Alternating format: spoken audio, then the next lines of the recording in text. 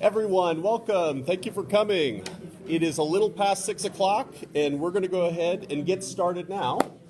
So this is DAB 1. I'm going to give you just a little bit of primer. We have some agenda items that brings lots of people here today. Welcome, everyone, for coming. One of the things we're going to go ahead and mention now, and probably again later, is that we will have lots of opportunity for everybody to speak. So keep that in mind.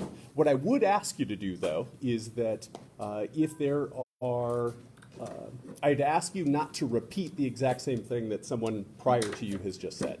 So if you want to say ditto or I agree with that, that'd be great, just for time purposes. But other than that, we'll go ahead and get rolling. So go ahead and call the meeting officially to order. I will be looking for an approval of an agenda. I move that the agenda be approved. Has been moved and seconded. Any discussion? All those in favor, say aye. Aye. All those opposed, same side. Motion passes. All right, let's move on to the minutes from September 9.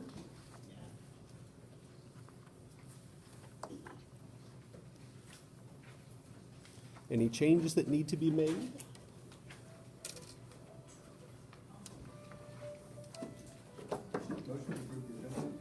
We have it approved. We have approved for the minutes. Is there a second? Second. There is a second. All those in favor say aye. Aye. All those opposed, same sign. All right, minutes are approved. We'll move into staff reports, and Fire, you're up first.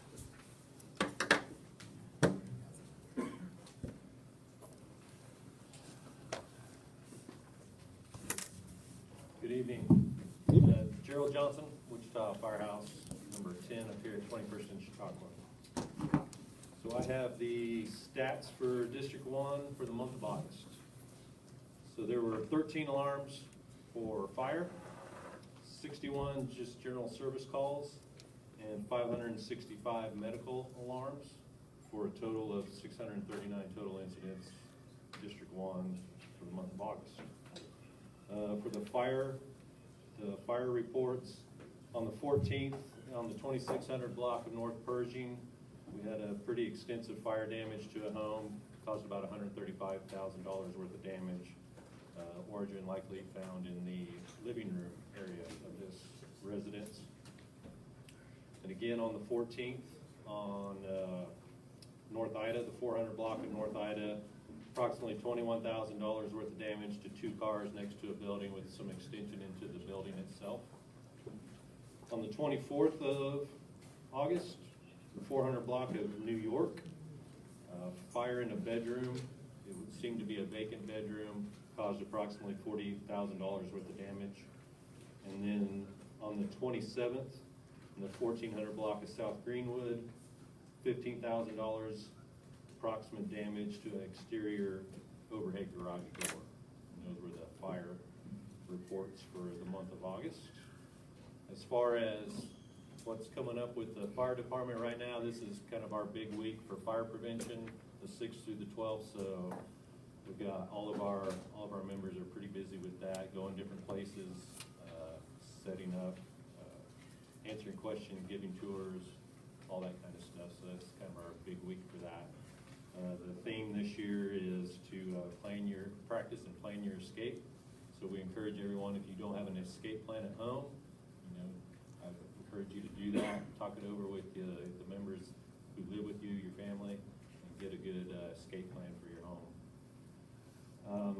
Also going on for the fire department, we're getting ready to start some interviews to start a new recruit class coming up here in about another month. So we'll be adding some new members here.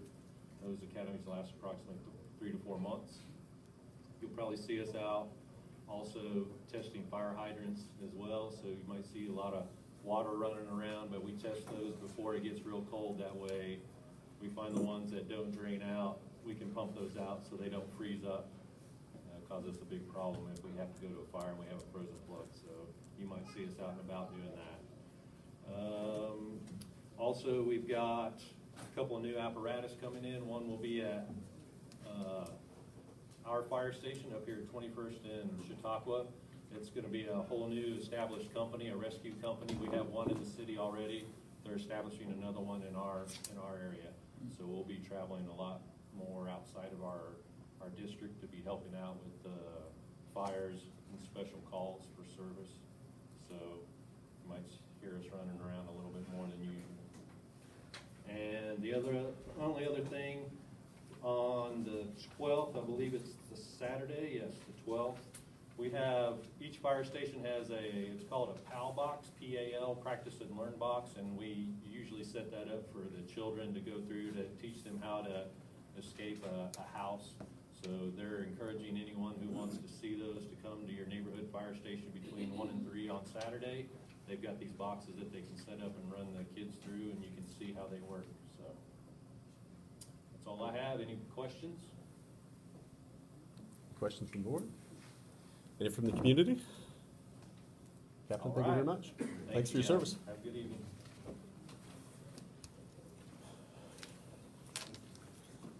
We'll move on to police.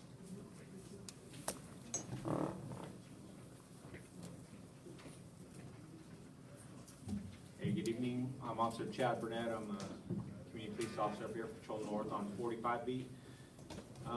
Start with some kind of more negative stuff here for a little bit. We did have 2 shootings around the 22nd of September in the area of 13th and Oliver. We do have 1 suspect identified, just a neighborhood disturbance there with a pickup for his arrest. We did have another one that was targeted. We're still working on, we haven't got the greatest cooperation from our victims of this, but we have got a ton of cooperation from residents in the area. So, I mean, this has been a going on process there. We're doing an impact meeting this week in reference to this. So if anybody's interested in what those are, there's Wednesday around 5:30, and we're gonna have one at 15th in Hillside area, then again around 15th in the Harding area. So if anybody's interested in what an impact meeting consists of, come on out. Open Streets, Wichita was a success this year on the 22nd. All community police officers in all 4 bureaus hung out down there and talking to citizens, riding bikes, and just genuinely providing security and hanging out. It was a safe and easy process there. It was a really good time.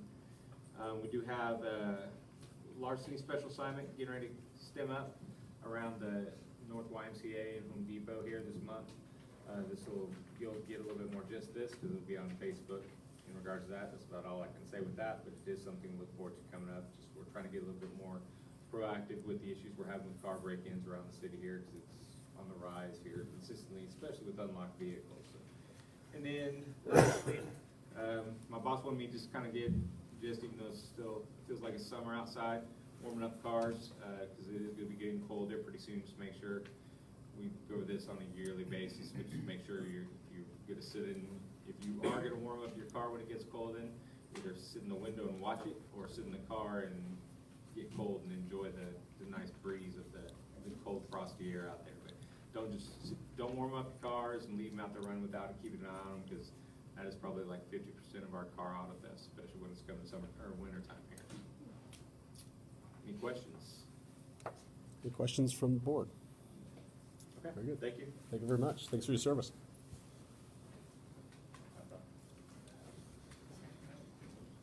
Hey, dude, I'm Officer Larry Carlson, Patrol South Community Policing 21 Beat, which consists of the Old Town and Arena area. Almost ditto to what he had said. The Open Streets ICT that we did a couple weeks ago was really good. Successful, amazing how many people actually come out. We put in some recommendations from the South Crew that hopefully next year they'll close off Douglas and Broadway, because I think we saved about 15 kids' lives that day, legitimately. Kids will be about 10, 15 feet from their parents on bikes or walking or whatever, and like one guy was very upset about it, and I'm like, we have to, stand in front of them and stop and kind of give guidance, like, do not go through. And they're like, we're told the entire time that you need to walk through and keep going, ignore the lights, ignore the lights. So when they come up to that intersection, they had a big problem with hitting the brakes and trying to hit the brakes or trying to sneak across last minute. And so we did put our recommendation in to close that street.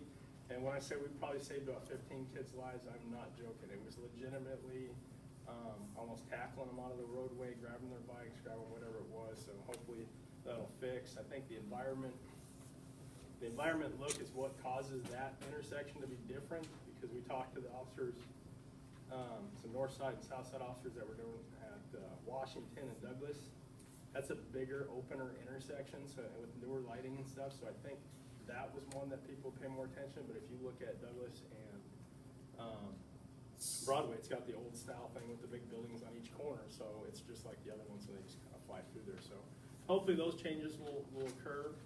Other thing that we've had is, we've had a couple of complaints that had recently came across, especially after this weekend. I think Young Professionals or something, had something around Old Town. A couple cars were broken into by the 2 hotels that are down in Old Town. 2 cars around hotel at Old Town, and 2 cars around the Courtyard. And they're like, this is ridiculous, we'll never stay here again. I think you guys have a big trend down there, and we actually don't. Our statistics are still dropping down there with the camera system that we have. What we do have problem with, and I think this is a historical problem that's never gonna stop, is we did a lot of campaigns of hide it, lock it, or lose it. So when we say these dirty things are running around down there, they're basically window shopping, and that's anywhere in the country, I've noticed. Anywhere in the country, you have, hotels are a very hot spot, but anything there's large density, people will go around and you can see, like a lot of times we'll see guys that'll be on bikes or whatever, and they'll roll around parking lots down there, and they're literally window shopping, so that you'll watch them for a while, and you'll hope that they'll try to tamper it with so we can do our best. But the biggest issue is people leave valuable items or what looks to be valuable items out of their cars, and then they become victims of vandalism or theft or both. So we have a big issue with that. But that's about all that's going on down there. We don't have any chaos going on. We do have your occasional, like we had a guy last Friday night, Saturday morning, say he got stabbed down in Old Town. And I love those camera systems because they don't only credit and find things, but they discredit things that are going on. So once we can pinpoint this guy down, we'll hopefully get him to admit that he made a false report. He shows up at a hospital, Northside responds to the hospital, like, hey, I got stabbed, blah, blah, blah. I'm looking at the camera, based off what he was giving them at the time, like this guy wasn't even here. Nobody was actually there, so it's kind of, those are very valuable things. So a lot of times I tell homeowners the same thing, it's very valuable to have some type of camera system around their house, because if it doesn't deter something, it also gives you peace of mind if you see something else. But any questions for me? Yes, ma'am. So there was a report of those scooters being dumped in the river. Do we know what's going on? That, I think the whole scooter system down there is about 15 different laws for violations of things that they do, and other places that have those scooters before we even got the majority that we have. So you watch, they'll end up in the river. There's a city up in Iowa said the same thing. They go down to their waterfront or wherever it is, and they'll be cleaning them out all the time. So, not much we're gonna do unless we actually physically see somebody put a scooter into the thing, and then, but it's kind of a situation that the company needs to figure out what they need to do. I do know during the Open Streets ICT thing, they did a thing called geofencing, basically putting a border line off so that the scooters weren't utilized during the whole up and down Douglas thing. We had seen some that were operating, and they said that's because they got them operating inside the geofencing thing, and then once they crossed an intersection, they would recognize they're in an area they can't be, so they can shut those down. The river is an area that would be beneficial for those things to be utilized, if allowed, so I do know that they found them on top of roofs, they find them, these groups that go around at night, they'll find them on people's roofs, they'll find them in people's, or I can't say they found them in people's garages, but they know they're in their garage because they're looking at a GPS line saying that is right there, and that's a garage, so. Not much we can do about that. I assume from the company, it's just part of the cost effectiveness on that, we go from there. But unless we actually catch them doing something, there's not much we're gonna be able to do about them, but I think there's a dozen. Can you repeat the intersection you suggested Douglas be closed off next year? That, for surely Douglas and Broadway. Douglas and Broadway is a definite has to be, that's the very dangerous one, with a lot of, because it's kind of midline traffic there. Thank you. latitude does, the police department have the utilizing or forwarding information that is gathered off of a personal camera or a camera that, let's say we have in our homes? Is that shared, or is that stored, or is that, how is that dealt with? It can be shared. I'm not, it all depends. I mean, it's a circumstance type thing, but let's just say I go to make a report and you're like, hey, I got this on camera. And then if you allow me access by waiver or something to get this off your camera, I'll take that bit off the camera and then I'll add it to the case just like anything else. There's been a couple incidents before where we've actually drawn paper and gotten search warrants on different camera systems just because of the severity of the crime that occurred during the timeline. But for the most part, we can also go into smartphones. Like if anybody's ever got into your smartphone and pulled video and stuff like that, we've also done that right from our patrol cars on our computers, and then just taking out that smidgen of information or the evidence with a waiver. So is that stored as, utilized only by the city, or is that passed out? In the event of a crime, it'll be utilized almost just like an evidence thing. And once there's a disposition of that case, after either a period of time or by death of an offender, there's a lot of different circumstances that end the case, like either statute of limitations or something like that. Then it could just be destroyed after that or returned back to the owner. But usually when they go down, like if it'll be physical evidence owned by the city, and they'll have that control of that evidence bit till that period of time. Hopefully that makes sense. Hopefully that didn't confuse you.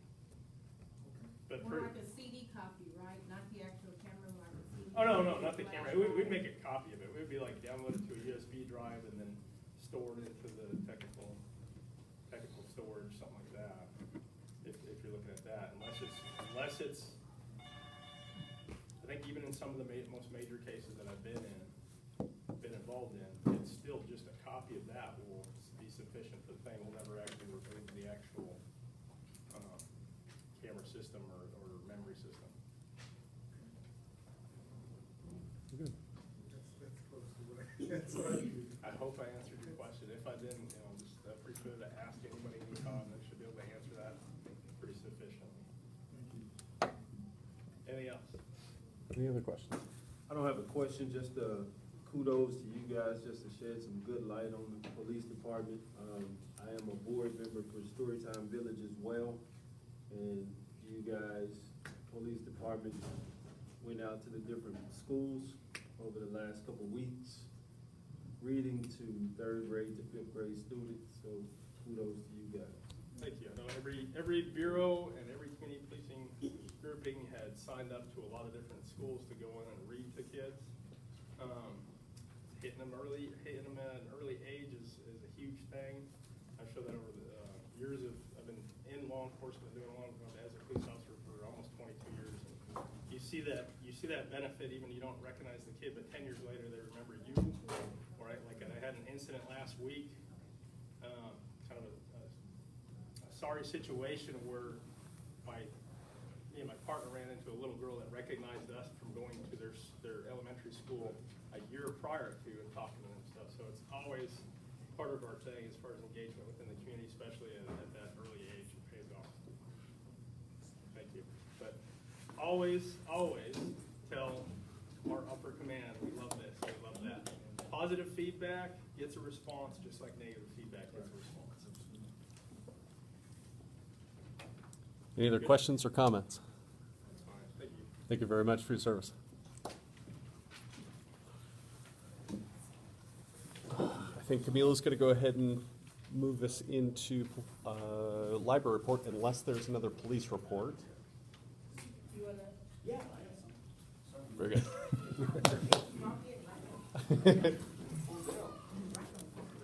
Just jump right in on this, huh? How's everyone doing today? Good. Your timing's perfect. I'm Anthony Villegas from Patrol East Community Policing. I'm the beat coordinator for 38B. Went ahead and pulled some stats for Patrol East portion of District 1. A couple of things that are glaring that I just wanted to touch on. Auto theft, we had 14 auto thefts in the last month.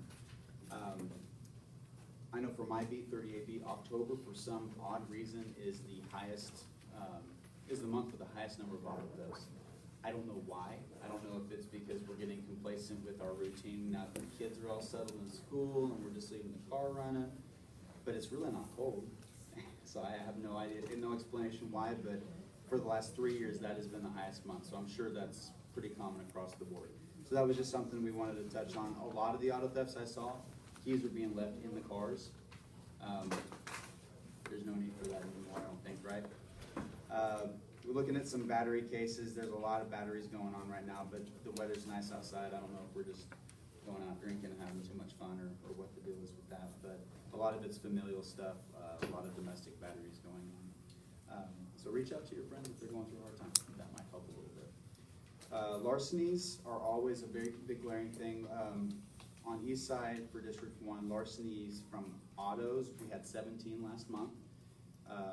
In addition to that, we had 13 where license plates were stolen. And I know that's a really tricky thing because who all has looked at their license plate in the last day or two? I haven't either. So I know the last 3 on mine are BYB. So if something's different, I know that something's not right. So the auto accessories, they like to put those on stolen cars that look like your car, so that way it's a little bit harder for us to pick them out of the crowd. So just that's something to keep in mind. The only other thing I wanted to touch on was drug complaints. We made 10 arrests for paraphernalia last month, 2 for narcotics, 7 for marijuana, and 6 for methamphetamine. So you can see the marijuana and meth are pretty similar. I do have a note here, and I forgot to touch on it. With the thefts from the cars, we had 8 unlawful use of financial card cases. That almost always goes with leaving a wallet in the car, having a wallet stolen out of your vehicle. So that's something that we wanted to kind of bring to attention to. I know there has been a lot of media through our PIU that talked about leaving guns in cars. That still continues to be a problem. Our Facebook page has some statistics on that if you guys want to visit that for more details. But basically leaving anything of value in the cars is a no-go, especially keys. So that's just something to keep in mind. Does anyone have any questions for me? Seeing no Take it easy questions. on me? All right. Well, I appreciate your guys' time. Thank you. Thanks for your service. All right, we'll move into item number 3, library report. Camila. Good evening. On behalf of Ann Ethan with the library, our notes are: after hours computer lab at the Angelou branch are still going Mondays and Thursdays from 6 to 9 p.m. This is to help anyone with employment needs, resume building, job searching. On Tuesday, October 22nd, they're hosting a job fair at the Angelou branch from 2 to 4. They plan to meet with 5 to 6 prospective employees. Don't forget to bring your resume and to dress appropriately. The job fair is co-sponsored with the Workforce Alliance of South Central Kansas. The next event on Saturday, October 26th, is to stop by for a kids event from 1 to 6 p.m. It's called Leaf Man, Make and Take. Take some fall leaves and see what you can create based on the book Leaf Man. It's for ages 3 to 6. Then the Big Read for Wichita is happening now through November 15th. This year, they're reading Lab Girl by Hope Jarin. The Wichita Public Library has partnered with dozens of organizations in and around Wichita to offer an extensive schedule of programs related to the book, and you can check out that on bigreadwichita.org. And ends my library report, and I'll proceed with Park and Rec. Park and Rec report. This is for all the Park and Recreation Centers in District 1. So Edgemoor. On Saturday, September 28th, Edgemoor Park hosted the Bob Jackson Friendship Pickleball Tournament. There were 48 teams totaling 96 players. Because of the rain and the die-hard attendees, they literally power below the court outside to keep going. They raised $2,400 for Light Up Edgemoor Court's idea. So their goal is to light up the Edgemoor Court. So they raised that money on their own. And it says, special thanks to volunteer Greg Smith, who coordinated the special event. Edgemoor Recreation fall classes are going great. As of today, 37 classes were offered during this fall, and only 2 had to be canceled due to insufficient enrollment. Some of the successful activities included fitness, genealogy, fencing, dance, Spanish, oil painting, pickleball, tennis, and youth art classes. For Linwood, of the 50 classes offered this fall, 46 were successful, exceeding registration minimum requirements, making it the highest successful class session. Linwood Rec Center will host Halloween party Friday, October 25th from 6 to 8. It's a free event for children grades kindergarten through 5th. And then in an effort to capitalize on the surging amount of pickleball, they are playing pickleball Linwood now on Saturday mornings for a drop-in from 10 to noon. Lynette Woodard Recreation Center on Wednesday, October 2nd, you should stand, hosted and partnered with the Wichita Golden Bulldogs for a second annual cheer showcase. I'm serious, stand up.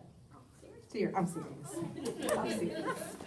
From 6 to 7:30, truly this was organized between Lynette Woodard and LaWanda DeShazer. There were over 14 cheer teams represented. There were over 451 people who attended. And this brought in $342 cash donation for underprivileged youth to take classes at Lynette Woodard Recreation Center. Thank you, LaWanda and Lynette Woodard Rec Center staff.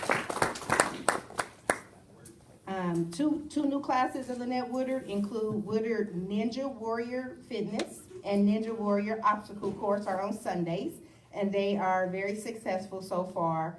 Two of the 36 classes have propelled, these are just 2 of 36 classes, that have propelled Woodard's numbers to a 15% increase in revenue from last year this time. And McAdams, they're hosting the Fall Festival for youth, and that will take place Friday, October 25th from 7 to 8:30. And the new recreation director, Corey Lyons, started his job as of today. So please reach out to Corey Lyons to meet him and have a conversation and discuss upcoming program at McAdams. This ends my report. Thank you very much. Very good.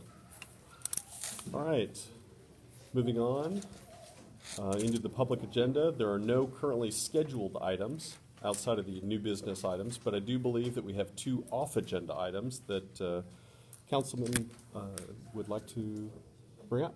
Yep. Thank you all for being here. Before I get into my 2, I want to recognize State Representative Mike Capps. He represents the northeastern part of District 1. He is in attendance today, as well as former Councilman and State Senator Rick Gooch is here as well, and the infamous Kerry Gooch is with him too. So my first item, I want to introduce to you all Miss Angelyn Johnson. She is the Fuse Fellow for the City of Wichita. Our Fuse Fellow is someone who's going to help us with our opportunity zones in our neighborhoods. So as we know, our full downtown is an opportunity zone, but downtown continues to thrive. Angelyn's going to help us with making sure our neighborhoods get some assistance. So, Angelyn. Well, good evening, everyone. I am really excited to be here. Again, I am Angelyn Johnson, and I will be supporting the work moving forward here in District 1 and throughout the city. I am, as someone who's new to the community, it's exciting to come in and see a full house of community members represented and speaking out and coming to get more information about what's happening in your community. So again, I'm looking forward to working with you. And again, thank you for the opportunity to be able to come and join you all. Thank you for being here.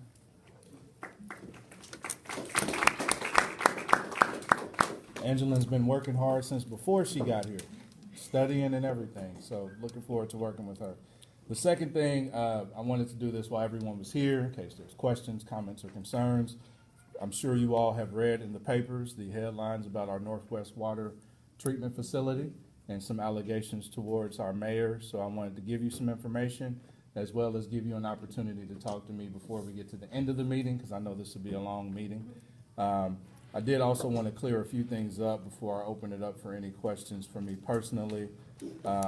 The first thing is at a few forums here recently, my voting record was brought up. So I want to give you some clarity on my actual votes and what happened, just so you know. So we do take those allegations seriously. But this whole process started back last year, really in November, but I'll talk more about our December 18th meeting. So at that December 18th meeting, we had a recommendation from our staff. Our staff has operated this entire time with integrity, honor. They've been doing their hardest job to make sure we get the best product for the city of Wichita. They made a recommendation from an 11-member committee for the company Jacobs to design and build our water treatment facility. Now, Jacobs, personally, I had a few concerns because they acquired a company called CH2M, which had been doing water evaluation on our system anyway, so they kind of had a lot of knowledge about that. But regardless, the committee recommended them, and the city council over the years has taken hits for changing the process, moving the goalpost. So I supported Councilmember Claycomb and Councilmember Fry in voting against that because it would have changed the process. So that was 3 people. The motion actually passed. The mayor made a motion to go down this design build contest, which changed the process in which Jacobs ultimately pulled out of. I voted against that. Since we went down that process as a council, once the majority decides, that's kind of where we're at. We went down that process. Fast forward to February when we actually had to vote, there was a motion by Councilmember Fry to go back and refer all of this back to Jacobs. But we had already known Jacobs had kind of said, we don't like that. They had closed their doors and actually moved out of Wichita. Nobody from Jacobs was here. So when that motion was made for me, it didn't make sense to even entertain it because they weren't here. So I decided to support going with the Wichita Water Partners. And I did that for a couple reasons. I could have went and supported Jacobs and it just would have been 2 votes and we would have went that way anyway. But personally, one of the things I was concerned about as we were having this conversation was raising our water rates throughout the city. So, and I can't remember if this was public or not, but we were potentially going to raise your rates 9.5%, which sucks, and definitely sucks for poor people. What we were able to do going through this process was extend that out like 40 years, so making sure that current users and future users pay for this. And really, it's paying back. There's money from the government and money from the state that we were taking a loan out on. And we only had to raise rates about 3.5%. So to me, that was a better deal to go down. And I didn't personally want to risk losing federal funding, which would pay for 51% of this $524 million project. Nor did I want to risk state funding, which pays for the other 49%, in order to go down a different route. So I stuck with the water partners because I wanted to make sure we didn't raise rates. And I knew we had an opportunity as a council to make sure that we held them accountable to build the best facility for our city. So that was kind of where the votes went. Where we're at right now, so if you have a pen and paper, and this is on Facebook, so you can come back and watch it. This Friday at 1 o'clock, down at City Hall on the 10th floor, we're having an open to the public committee meeting about the water treatment plant. I serve on that committee with Councilmember Fry and others. We're the only 2 council members. It's open to the public, so you can see the conversations we're having about making sure we keep costs in check, the quality of the project, and the decisions that we're trying to make on behalf of the city of Wichita. That is open to the public. We'd love to invite you out, so if you are free, definitely come by. Every one of our future meetings will be open to the public. Those aren't scheduled yet, but our next one is this Friday at 1 o'clock. Again, right now, we are focused on making sure that we deliver a quality product that will serve the city of Wichita for generations to come. Right now, you all know the state from which you've read of our water treatment facility. One big thing can shut that down and jeopardize water for 500,000 people. We don't want that with the new facility. This new facility, we've emphasized redundancy so that if one pump or one part of it goes down, people still have water service in the city of Wichita. That's something that we're dedicated to. One of the reports said we went to the lowest bidder. That's not true. We only had 2 bidders, and one was cheaper than the other. And that's really all it was.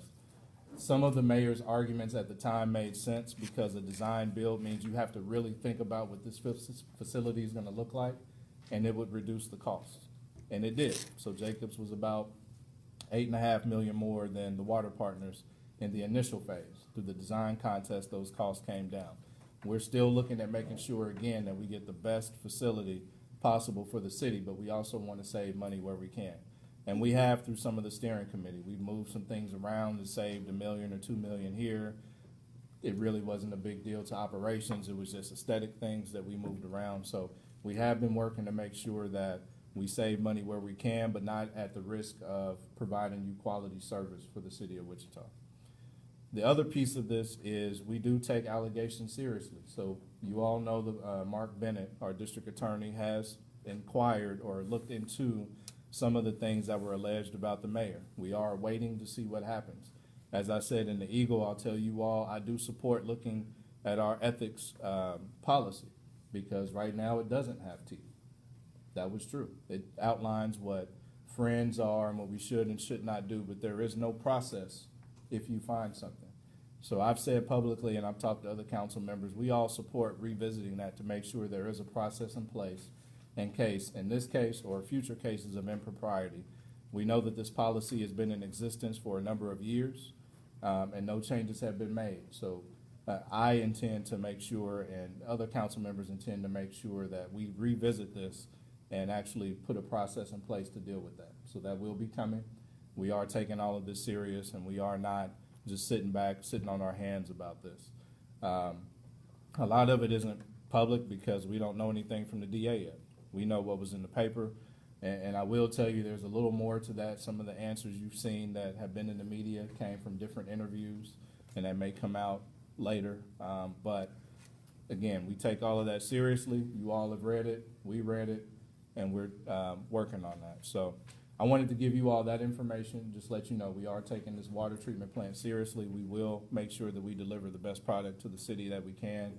And if you have any questions for me, let me know. I do also encourage everyone, if you have questions about the mayor, the meetings, behavior, ask the mayor. He has put himself out there to say that he would answer everything, and I encourage you to do so. Definitely. But if you have any other questions about the process or anything I've done or said, I'm happy to answer any questions you might have tonight. Councilman, thank you very much. Real quick, would you reiterate when those meetings are this week one more time? So this week is Friday at 1 o'clock down at City Hall on the 10th floor. And I'm sure we'll have a sign to show you. You can only go left or right, but depending on the elevator, it's left or right. But we'll have a sign out there and you can come to the meeting. I have a question, but you say that the feds will pay for 51%, the state will pay for 49%? Yep. Well, how did my water bill go up? So these are loans. Your water bill will still go up because we have things that we have to fix at the plant now. And some of that is also a little bit of front loading, not as much as we were doing. But your rates do have to go up to cover current costs and expenses. You all might have seen, we just did something with the disinfection at the plant, which was, I think, $300,000. So those things are coming up. But our staff is pretty competent and taking care of that. Which reminds me of one other thing. Also in the paper was this company from Flint, Michigan. So just to alleviate any concerns, that was dropped immediately. When we first heard that, before there was any vote, once we figured out that that was a company managing anything in Flint, we said we didn't want any parts of that. And that was dropped. And that was before any votes on process changing or anything. So they are not a part of this. Again, our staff is competent. They've kept that facility that has really aged out running. And even when major things have happened, your water service has not been interrupted. We trust our staff to be able to run these facilities. Our staff will be able to run our new treatment facility as well. Did I hear you say we only had 2 bids, Yes, and there was $8 million difference between the 2 bids? Or? yes. That was in phase one. So right now we have approved phase one with the water partners. We have to approve a phase two, which is a guaranteed maximum price, a GMP, which should come up at the end of this month or beginning of November. And again, that should fall in line with that $524 million that you've heard about, and also the next phase. So the first phase is more design. This next one to get into some light construction and some other things. But there was only 2 bids on that initially. And then when we did the design contest, the motion that the mayor made, only one company submitted, and that was the Wichita Water Partners. Jacobs pulled out. Well, I'm a little unhappy that the paper made it look like the mayor was rewarding his friends. The mayor in the paper has admitted that he does have friends on those teams. Yeah, but 2 bids, and they didn't say 2 bids, they just criticized him because his friends received the bid, and he gone sweat. He has stated that he has friends on both teams. Jacobs, he's named one person. The Water Partners was a few more. Well, it sort of makes me unhappy. And his golf partner is actually on the Jacobs team. They drag his name. We've got a question right here. When the new water plant goes online, will we we maintain the old facility as a backup, or would it be mothballed? The old facility will technically go offline. The Hess pump station will stay online because that helps pump water across the city. It will be available to turn back on if we need it, but the new station should be able to handle Wichita's water needs. And then in the future, if we need to do something else with another plant, that might be an option for us. So all of the 500 and some odd million for the water plant, none of that comes out of the CIP budget? I need to go back and look, but I want to say no, right now. So none of it's bonded from the CIP? I want to say no right now. I need to go back and look. I didn't bring that with me. And two, I think it's worth noting that the mayor serves a ceremonial function which requires him to frequently go to events. And if he had to pay the entrance fee for each one of those events, he'd be broke by February. So he does receive emoluments of that kind, but they're usually in regard to a ceremonial event in which he participates. It's also of some value, and I think he really screwed this up, okay? I'm not trying to say there's not something wrong there. But he's required to attend a lot of events, and it also pays off for the city to have relationships with engineering firms, with knowledgeable people about what's going on, and for him to break bread with those people and to appear with them is not, in and of itself, an indication of impropriety. Yeah, the big question everyone has is what was said during these meetings. And I will tell you, because we've been questioned as a council, since I am still kind of new. When we went through orientation, my orientation was in December of 17. The first thing legal said, and that was one of our first meetings, was all the things we shouldn't do. So for instance, if we're meeting with a developer, I should not legally tell them whether or not I support their project. And I don't. Normally you get 1 or 2 statements, and some developers in the room, they hear me say it all the time. This looks great. I'm looking forward to hearing more. And that's about it. And when they say, so what do you think? I think you should talk to the neighborhood. Those are my answers. I never say whether I'm gonna support it or not. I've surprised people from the bench by moving for rejection. I've surprised people by supporting, but legal's been pretty good about telling us what we should and should not do. I speak for myself. I listened because I don't care to go to jail, but they do say those things to us. Sir? I have a little story I want to tell you. A federal official asked me to go to Cotton Plant, Arkansas, to do a study. I went to Cotton Plant, Arkansas, walked into the council meeting, and they were having a report on how many buckets, places to carry water, and how many trucks they had bringing water for 30 miles. And I'm sitting there and listening.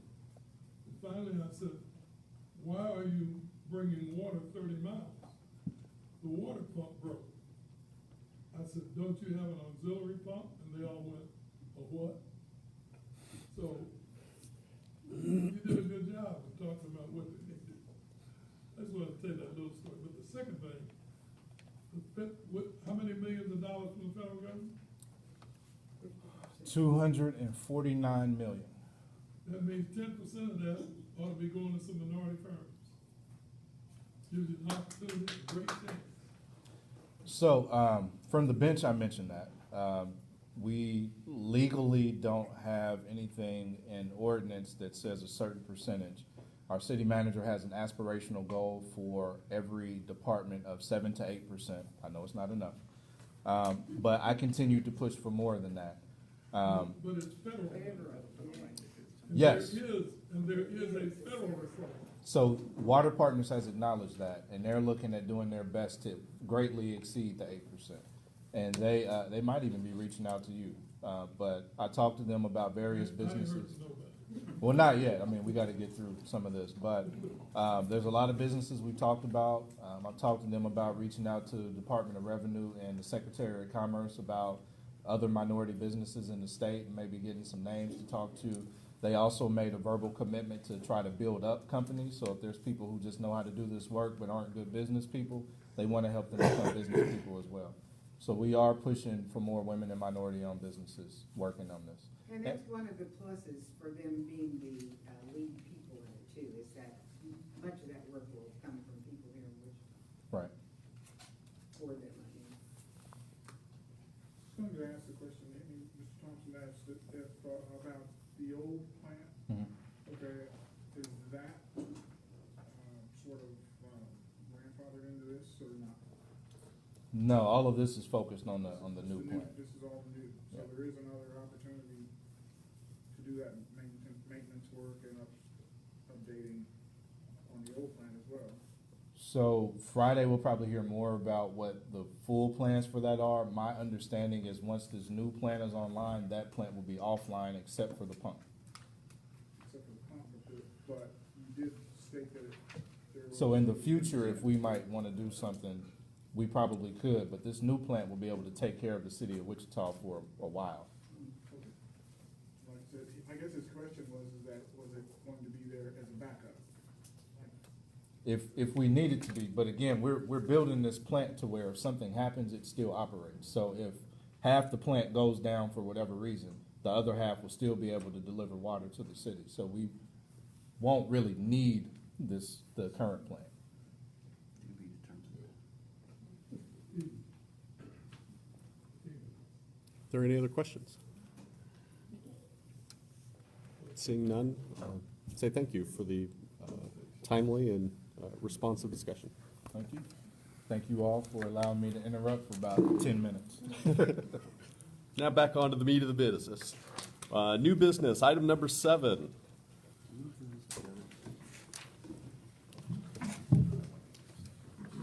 Evening Advisory Board, my name is Philip Ziegenbergen. I'm an associate planner with the Metropolitan Area Planning Department. We've got 2 zoning cases tonight. They both are in reference to the same intersection at 21st and Oliver, but we will be taking them individually because they are 2 separate projects. The very first is the zoning 2019-32. I know you guys have an excerpt of my staff report. I will be going into a little bit more detail, and I know that the applicants as well as the agent is here as well, and they can speak to their project as well. So I will be presenting it from the staff perspective, and they will probably have a lot more detail as to what they're looking at doing on this corner. This project is looking to rezone the corner of 21st and Oliver from single family SF5 to limited commercial, which is the acronym of LC. And they don't necessarily have a specific use in mind, they're just looking to provide the flexibility of providing commercial uses on the property. The area actually encompasses 2 separate lots, but it would be developed together as one, which would encompass about 2.9 acres. And you can see on your maps that there, it's the very corner property and the one just to the north of that. Currently, they have 2 single-family homes, one on each lot, that were built in about between the 1940s and the 1950s. Prior to this specific case, this area had received 2 separate attempts to rezone this property, one back in 2013 and another one back in 2018. Ultimately, both of those failed, and ultimately denied by city council. The difference between this case and really more specifically the case that was heard last year for this property is that there has been more work done and completed on the university's innovation campus, which is on the south side of the property, or south of 21st Street from the property. In addition, the Northeast Heights neighborhood has had a plan amendment to our comprehensive plan adopted in May of 2019. And I'll get into a little bit more of both of those things when I go over the case histories of those earlier zoning requests. The area around this site, as most of you are probably familiar with, to the east of Oliver is quite a large area of limited commercial zoning. Obviously to the south of the site is the university campus, which has a university overlay that basically gives them the flexibility and the ability to do what they need to do to function how they want to function. So it obviously includes commercial uses, and truly we don't have much jurisdiction as to what the university does on their property. We give them an overlay, and they can take it from there. The big key to both of these cases is the fact that on the north side of 21st Street, west of Oliver, there is no commercial zoning from Oliver, basically all the way to Hillside. So it's a very intact neighborhood, and it has been for a very long time. And that is probably the primary concern, and has been the concern even from the previous years, as to introducing a commercial zoning into this neighborhood. So brief history on what these zoning attempts were. Back in 2013, there was a request to zone it limited commercial. Ultimately, there was a subsequent offer to do it as a neighborhood office, and that was ultimately denied by City Council in February of 2014.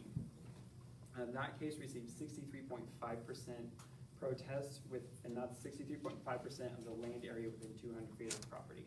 So pretty decent outcry regarding rezoning it to commercial uses.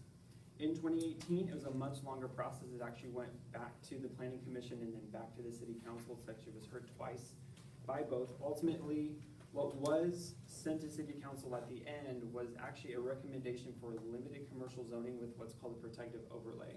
A protective overlay is basically the ability to tailor a zoning district. Instead of getting you a limited commercial with no barriers at all, you kind of tailor it and get some specific uses in there while then excluding other uses that you don't think are appropriate for the area. You can also work with building height limitations, architectural detail limitations, landscaping details, stuff like that. So it's really the ability to make it an appropriate zoning district for that specific location. Once that got to City Council the second time, it actually failed to receive enough votes for an approval or a denial, so it just kind of landed there and it failed for lack of a motion. And they had to wait a year in order to resubmit, and that's where we are today. So this case is a rezoning for limited commercial. One last thing that I want to note is after the case in 2018, the neighborhood, I believe, worked with you, Mr. Johnson, as well as the planning department to create a neighborhood plan for our comprehensive plan that governs the entire city of Wichita. We use these plan amendments and the comprehensive plan to guide our decisions or our recommendations as staff. You know, if we didn't have a comprehensive plan or if we didn't follow the comprehensive plan, there'd be no point in having one. So this whole amendment was completely based on the fact that there had been multiple attempts to rezone the property. And I believe the neighborhood started seeing the writing on the wall, realizing we may not be able to stop this, you know, from here to eternity. So if we're not going to be able to stop this, let's work on being able to guide commercial development in this location. We don't just want it to be all willy-nilly and happen however it might happen. We want to be able to put some policies in place to help guide the planning process so that we can kind of get something that's tailored and will be appropriate for the area. That set forth 5 separate policies that I'll touch on just briefly because we'll have a little bit more detail on them later. Ultimately, their highest goal is trying to maintain the current land use. If they could continue as single-family homes and not intrude into the neighborhood, that would be their #1 goal. If, however, a rezoning is approved, other things they would like to see is not just strip zoning, which would mean you take the very front properties along the streets of Oliver and 21st Street, only zone those commercially. They also don't want like spot zoning. So you have like this property here gets zoned once and gets developed, and then another property by itself gets zoned and developed, because then you start having kind of a hodgepodge development, nothing really that's cohesive. And a lot of that can be very detrimental and intrusive to the neighborhood. The plan also identified 3 properties that they deemed appropriate for non-residential uses. 2 of them are the lots that we have before you today, and the third one is actually the lot just to the north of the northern portion of this lot. So if you look at your map, you have the darker black box around the 2 properties. It's the 3rd property to the north is also identified as by the neighborhood as appropriate for non-residential uses. They set forth a preferred zoning recommendation, which is general office, which is actually 2 districts more restrictive than limited commercial. Basically meaning there are less opportunities, there's less flexibility in a general office zoning than there would be in limited commercial. They also set forth some architectural details, some lighting restrictions, some landscaping requirements they like to see, and I'll get to those details in a little bit. Ultimately, they had some screening requirements and, again, some buffering landscaping requirements to try to minimize the impact to the residential uses that would continue to exist abutting the properties on either side. So that kind of brings us to what is staff going to think about this. So based on this plan, amendment to our comprehensive plan, staff is recommending denial of the limited commercial, but in its place, we're recommending a general office zoning instead. So we're taking what the neighborhood has set forth in its amendment, understanding that they identified these properties as appropriate for commercial development, and recommending to not only to the planning commission, but ultimately to the city council that they approve a general office zoning but we also have a protective overlay to go with it. So we're gonna tailor the general office zoning with many things that are basically just stipulated out of that amendment. I'll try to, kind of just for the sake of time, not go into too much detail, but I feel like with the many citizens that we have tonight and just kind of the nature of this case, I'm gonna be a lot more detailed in my staff report than I usually am. Some of the things that we're going to have exceptions, meaning we're not going to be allowing those uses on the property, are manufactured homes, group residence, cemetery, correctional placement resident, golf course, heliport. Although if anybody has a helicopter they want to use, that's actually pretty cool. So, but not in this location. Recycling collection station, any major or minor utilities, so like a substation for West Star Evergy, I guess is what it's called now, funeral home, recreational marine facility, asphalt or concrete plant. Again, those are the uses that we would say, no, these are not appropriate for the area. All the other uses in general office, which are more like single-family home, multifamily development, hotel or motel offices, daycare, school, library, medical facilities, those would be general ideas of what general office zoning is, and those would be deemed appropriate for the area. Some details about the protective overlay: we'd require a 6 to 8 foot masonry wall around all property lines that abut residential uses. So for this specific location, you have the entire west boundary and the entire north boundary. The caveat to that is if that north boundary for that third lot to the north, if that actually has an application to rezone to commercial before building permits are pulled, we would waive that requirement there because it would most likely develop commercially. And then we would move that requirement for the masonry wall to the north property line of that one as well. We're also going to require 15-foot landscape buffer between all residential properties and the commercial properties. So you have the wall, then you're gonna have at least 15 feet with landscaping to help screen and have a landscaping buffer to soften the blow of commercial development to the backyards of these homes. That landscape buffer is gonna have to have 1.5 times what is normally required in the code. So you have exactly what has to be there plus another half of that, just to kind of beef up the vegetation again to do screening. The landscape street yard, which is something that's required for all properties that abut arterial roads, again, we'll have a 1.5 landscape requirement, so basically half more landscaping per unit than the landscape ordinance requires. All the buildings need to be uniform in architectural character, and the predominant exterior features and the elevations would have to be approved by the planning director. They need to be primarily earth tone colors. The roofs need to have more of a hip gable roof to it. Basically, a lot of these things that say it's going to fit in with the character of the homes that are already there. We don't necessarily want modern buildings with a lot of metal on the exterior that totally detract from the character of the, I can't really say historic neighborhood because it's not a historic district, but it's built in the 1940s and 1950s. It has a lot of character that aren't necessarily in some divisions today. We're going to have limitations. The exterior lights can't be any higher than 15 feet and will be cut off luminaries and pointed and directed towards the properties to help avoid light pollution. Building signs on the building cannot be on the west or the north end. Again, we want to avoid any light pollution or anything that can be intrusive visually into the neighborhood around.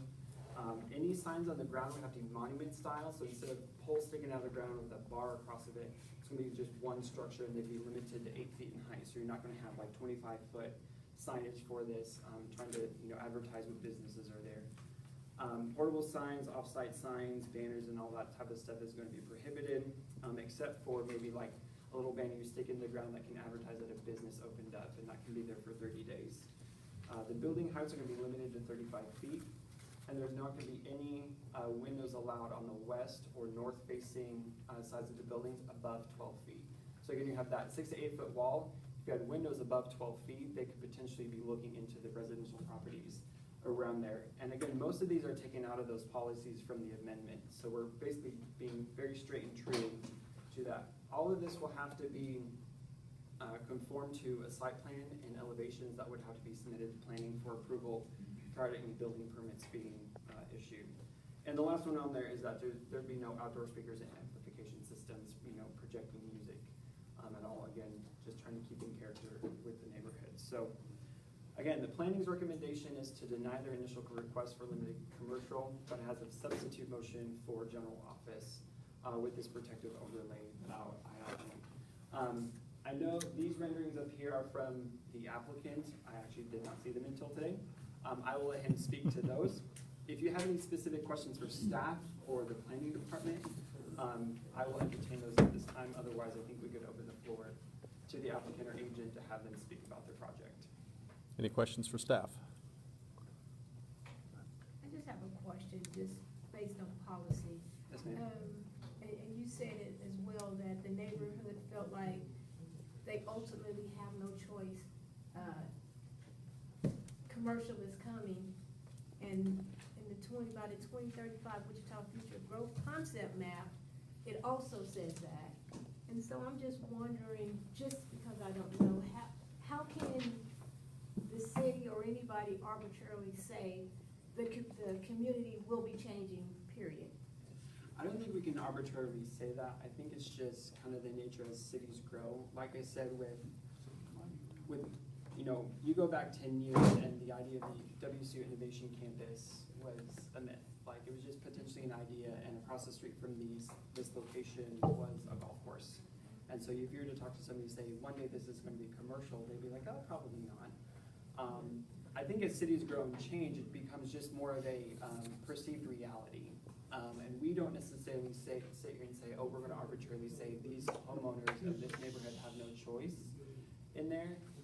What happened was as time went on and these individual property owners sought to rezone their property, the neighborhood started realizing, well, maybe, they can't control individual property owners. As a neighborhood, they can try to do their best to keep the integrity of the neighborhood together, but ultimately, it is up to the property owners of those specific properties to come forward and say, well, we're on the corner of a major intersection. There's a lot of this commercial development happening on the university. The intersection was just improved and widened. There's, new multifamily apartments going on across the street by Quick Shop. We want to capitalize on this, and if we rezone to commercial, it's a money generator. And that is the right of the individual property owner to be able to have that option. That's where the neighborhood stepped in and said, well, we can't control what they do with their property, but we want to be able to guide that. So according to the comprehensive plan, like you mentioned, even we identified this corner as a possible mix between residential and employment just based on what the uses are around it. There is large commercial developments on the other side of the street, so it kind of makes sense that eventually it might come across the intersection, you just don't know. That's where comprehensive plans are guidelines, where you look at it and you say, it could happen, it may not, we want to give it the opportunity, but that also means we have the opportunity to say no to it. So with the neighborhood stepping forward and having an amendment to help guide that, that actually makes staff's recommendation a little bit easier, because we already know that at least these two properties and potentially a third one are okay for something. The property owner has the option to, rezone the property and take advantage of a little bit more flexibility in development of that property, and we can't tell them they can't. We can use it based on our comprehensive plan to help guide development there and do something that is appropriate so that you have a good mix of both. You kind of get the best of both worlds. You give them the opportunity to develop commercially while doing what you can to protect the integrity of the neighborhood. I have a question about the strip zoning. So ideally, you've got the two properties that are facing Oliver.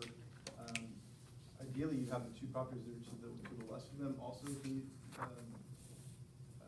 zoned commercial as well? Possibly not, because those actually front that neighborhood street that enters the neighborhood. So that's actually something, and you're kind of getting ahead where the next zoning matter we have is actually one of the properties to the west along 21st Street. That's something where the further west you kind of go, you're starting getting a little bit more intrusive into the neighborhood. The development didn't want complete strip zoning all the way up Oliver to wherever. Basically, you get this wall of commercial and residential inside where the more frequency of commercial starts having a bigger and bigger impact on the neighborhood, even if it's just confined to the edges. That's where when they went through, they said, well, these would be most likely beneficial for commercial because they're directly across the street from commercial. Excuse me, can I have any outside talking, please? Does that answer your question? Yes. No, go ahead. One more. Okay, so if this is all approved, it goes through the process, and you said that before permits are given, the site plan will be reviewed by the planning director. So we'll at least, even though we can't stop anything, we'll at least know what's coming. Correct. We can't tell you exactly what uses, because they could, kind of like you see here, they're proposing a strip center where, the tenant would have to fall into a permitted use within that zone. But at least knowing whatever zoning is approved, if it is approved, you know what uses are permitted in that zone. So well, if it's a general office zoning, you're not gonna have retails, you're not gonna have restaurants. If it is limited commercial, we'd have to work on what that PO is gonna look like, the protective overlay, determine what uses are appropriate and what uses are not, and potentially even more tailoring to, can we limit the size of the restaurant? Can we limit square footage of retail? Like, it becomes kind of a little bit of an open bag with the flexibility of what you can do to tailor that. So I guess what I'm asking is that when the Family Dollar went up on 21st Street, Mhm. and it just kind of appeared, but we know it didn't just appear. Right. Is there some point in the process that at some point we can say, well, what's coming? And we'll know? Potentially, eventually, if the zoning gets approved and moves on past there, once we approve a site plan of saying, okay, you have the required landscaping, you have the wall in place, your lighting is correct, your parking is sufficient, all this other stuff, once it comes out of our hands and we approve what they submit, when it comes to tenants that go in, that is no longer a planning matter. And it's something that you can't, you can't say, well, we want this retail and not that retail. That really actually boils, not from a law perspective, like the city of Wichita can say, no, we can't have those. The flexibility then goes to, or the onus then goes on the property owner of what leases they're gonna entertain.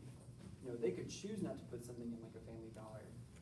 That's up to them to do, and in a private matter, that's fine. From a planning perspective, we can't write into an ordinance to say, well, that type of retail is okay, but that type of retail is not okay. Have you spoken with the neighbors, and are they supportive of your recommendation as far as going GO? Yes, I've, not necessarily person to person, but I've had some phone calls, and I've had some email correspondence, I believe several of the individuals I've spoken with, here, as well as individuals who represent the neighborhood association who I've provided information to. They are supportive of the GO recommendation. Thank you. I don't think that's right. The neighborhood is not supportive. Very good. We'll get an opportunity for the community to go ahead and talk. Well, he answered the question that. Fair enough. Are there any other comments, questions from the dead? Just a quick question. I believe, one of the last times we visited this topic, one of the residents were concerned about, water drainage. Yes, something that, policy number 5 in the amendment actually addresses that, and it says that all new projects will submit drainage plans, to meet the current as well as future stormwater management practices, ordinance and policies with the city of Wichita. So it'd be something, and that's, more so with the obtaining of, building permits and stuff, they provide drainage plans and stuff like that, so where that would be reviewed in the construction process to ensure that they would, be able to, support sufficient stormwater drainage and manage it correctly.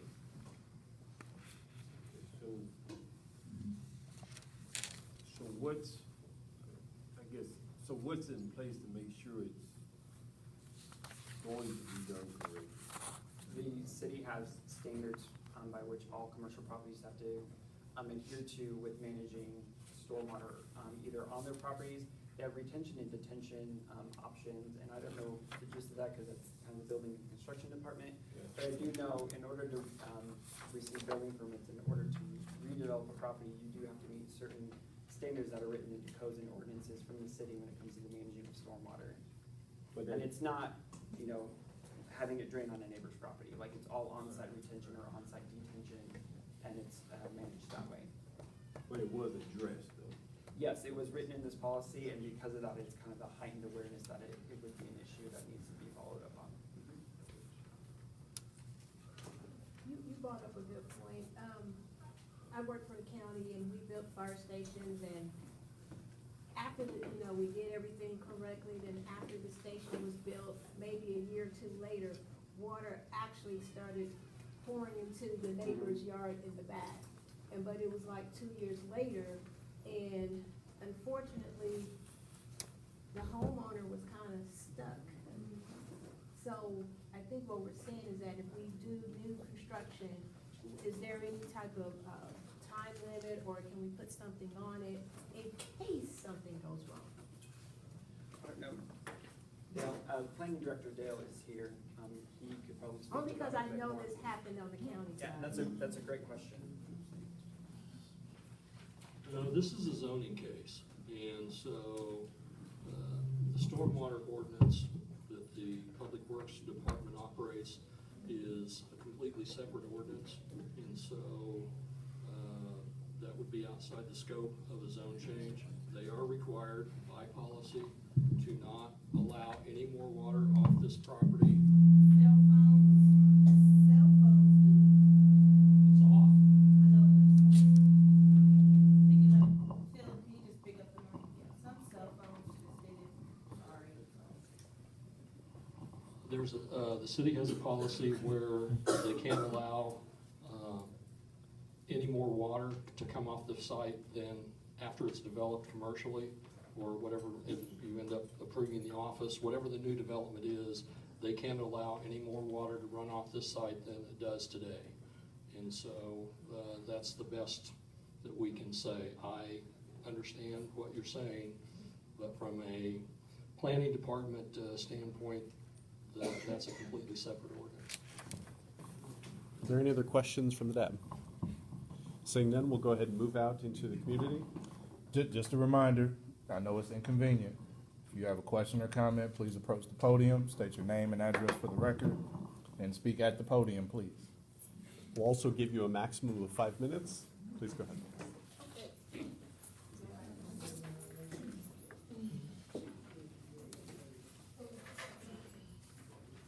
My name is Sam Chappelle, and I haven't been to one of your meetings for several years, and am I okay?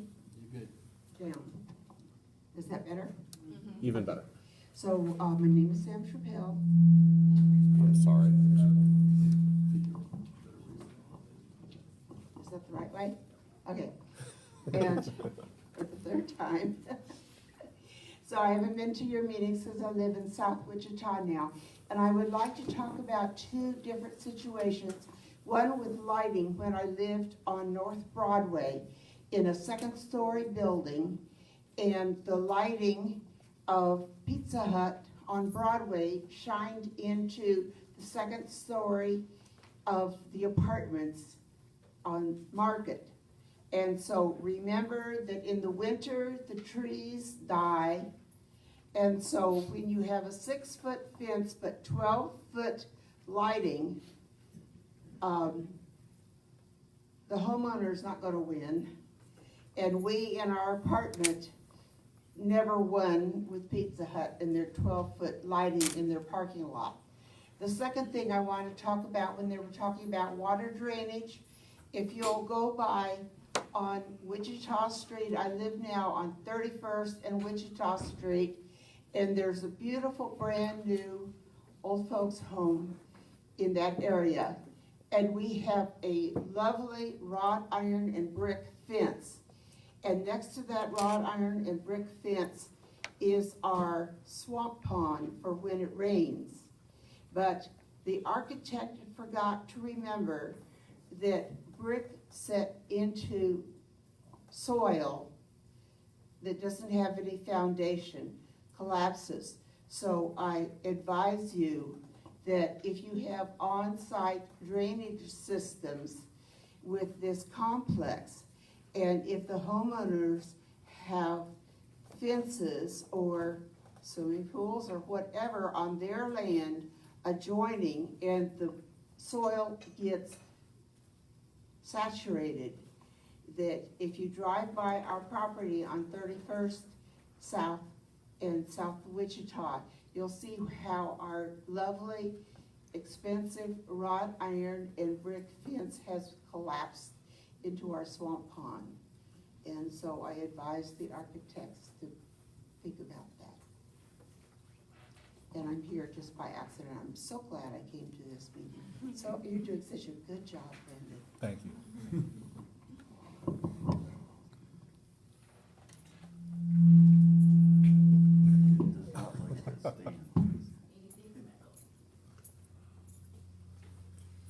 Sir?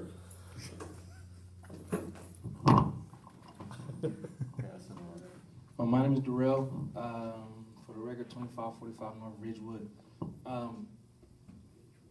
Since you couldn't directly answer Mr. Sazer's question, and all you had for us was we aren't supposed to allow more water, then what are your measures?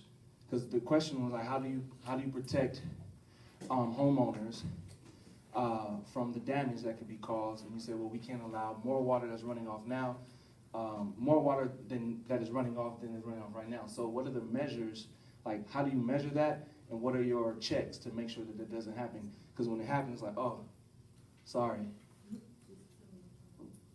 It's the Public Works Department that does that. Planning does not do that. So we can get a follow-up from, we can hold that question, literally, it'll go on record, and we'll hold it for Public Works to follow up. Very good. All right, are there any other questions right now, or is it acceptable to go ahead and move on to the applicant? Would you like to go now? I really have to walk all the way up there. Pretty please. I sure hate it. Sorry, Mr. McAfee, it's public record. We just have to wait till I get there.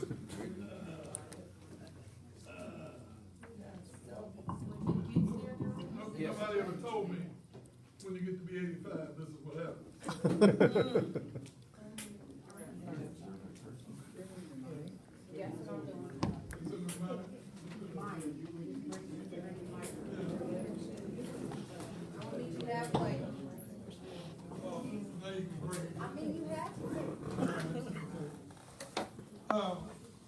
For 50 years, I've done these kind of studies from California to Florida to Massachusetts.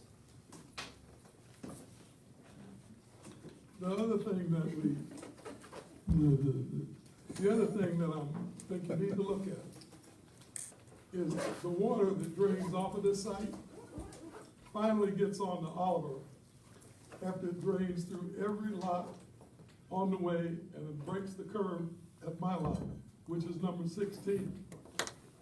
So that water, when you say you're not supposed to drain it, it doesn't drain now. So you need to really have an additional study about that. Now, I ride this street 3-4 times a day.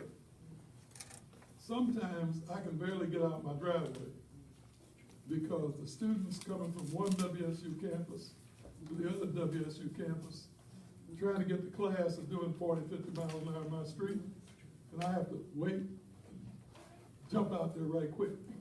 So you need to do a traffic study.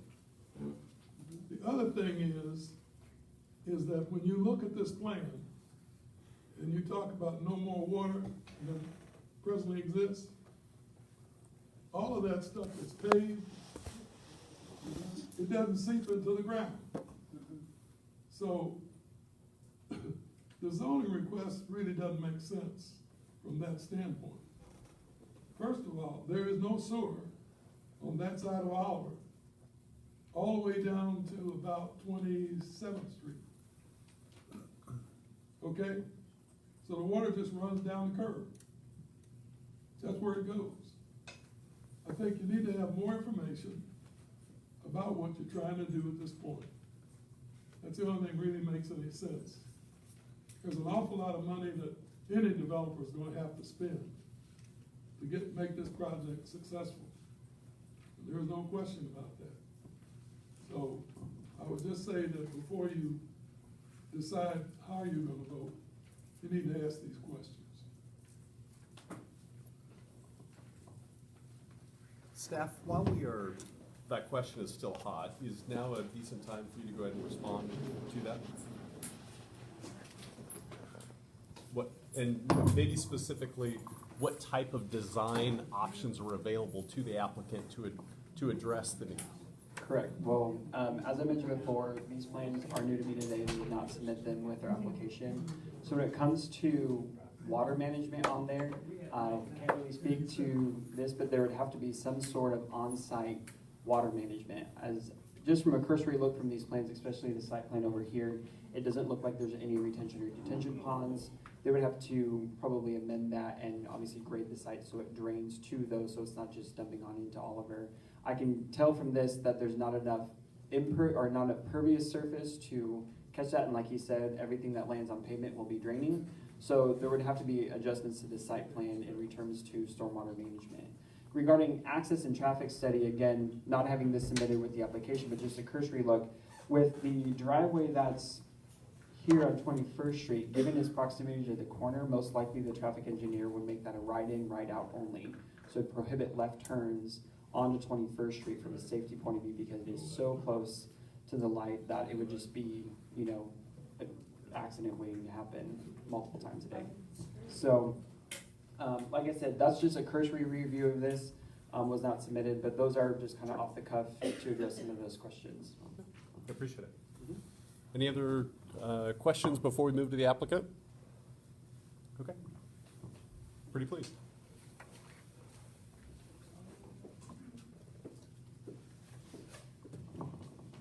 Good evening, everybody. My name is Michael Marks. I own the property on the corner of 21st and Oliver, and I have Senator Gooch here tonight, and he owns the property to the north of that, and that would be these two pieces here. From the engineer first, we want to, you're correct that this is not right. We do have to have a retention pond. So I don't know if that answers that question or not. And I have some, I just went out and I took some pictures. To your point about Dollar Tree or Dollar General, I didn't know this, but I thought there was only 3 of them, but there's 4 dollar stores in that area.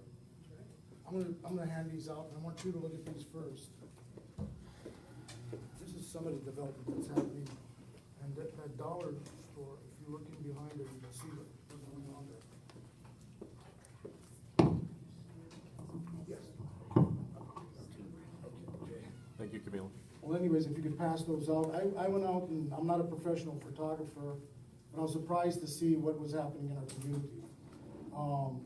I lived at that home when I was a young man, and I'm here to tell you guys, this is my first time developing something like this, and I want it to be something that is in the same concept that's happening on the other side at the WSU campus.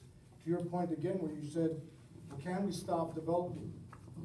Well, I wanted my wife to live there and myself, and she went there, and there was no way that we could live at the house. There was 50,000 cars going by, and we had a break-in at the house.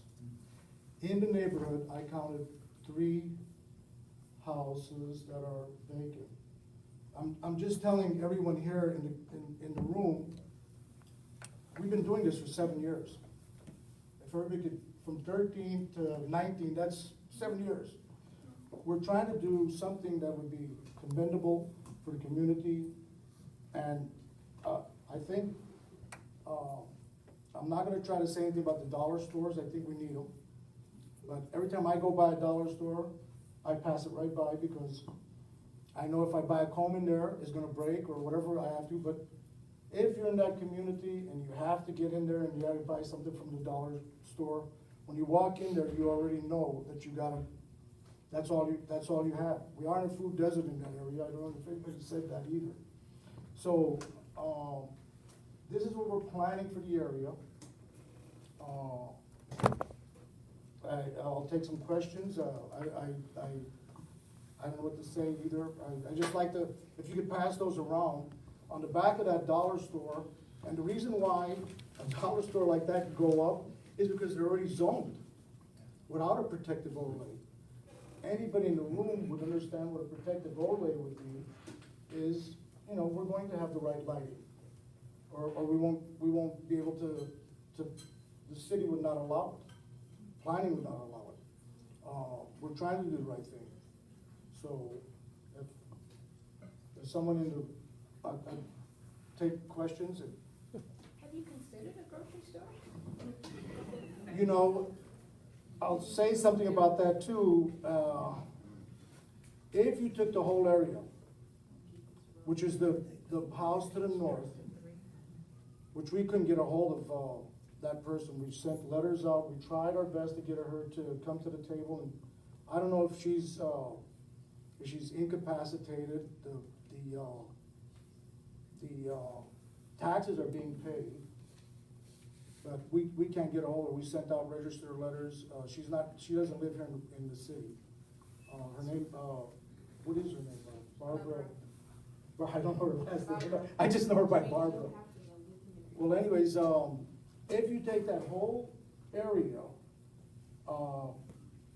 plus the property to the west, that footprint would be just as big as where the Whole Foods is over there on 13th and Webb. And we're only like a half acre shy of the whole footprint of the 13th and Webb shopping center there. So that's food for thought, right? Food for thought.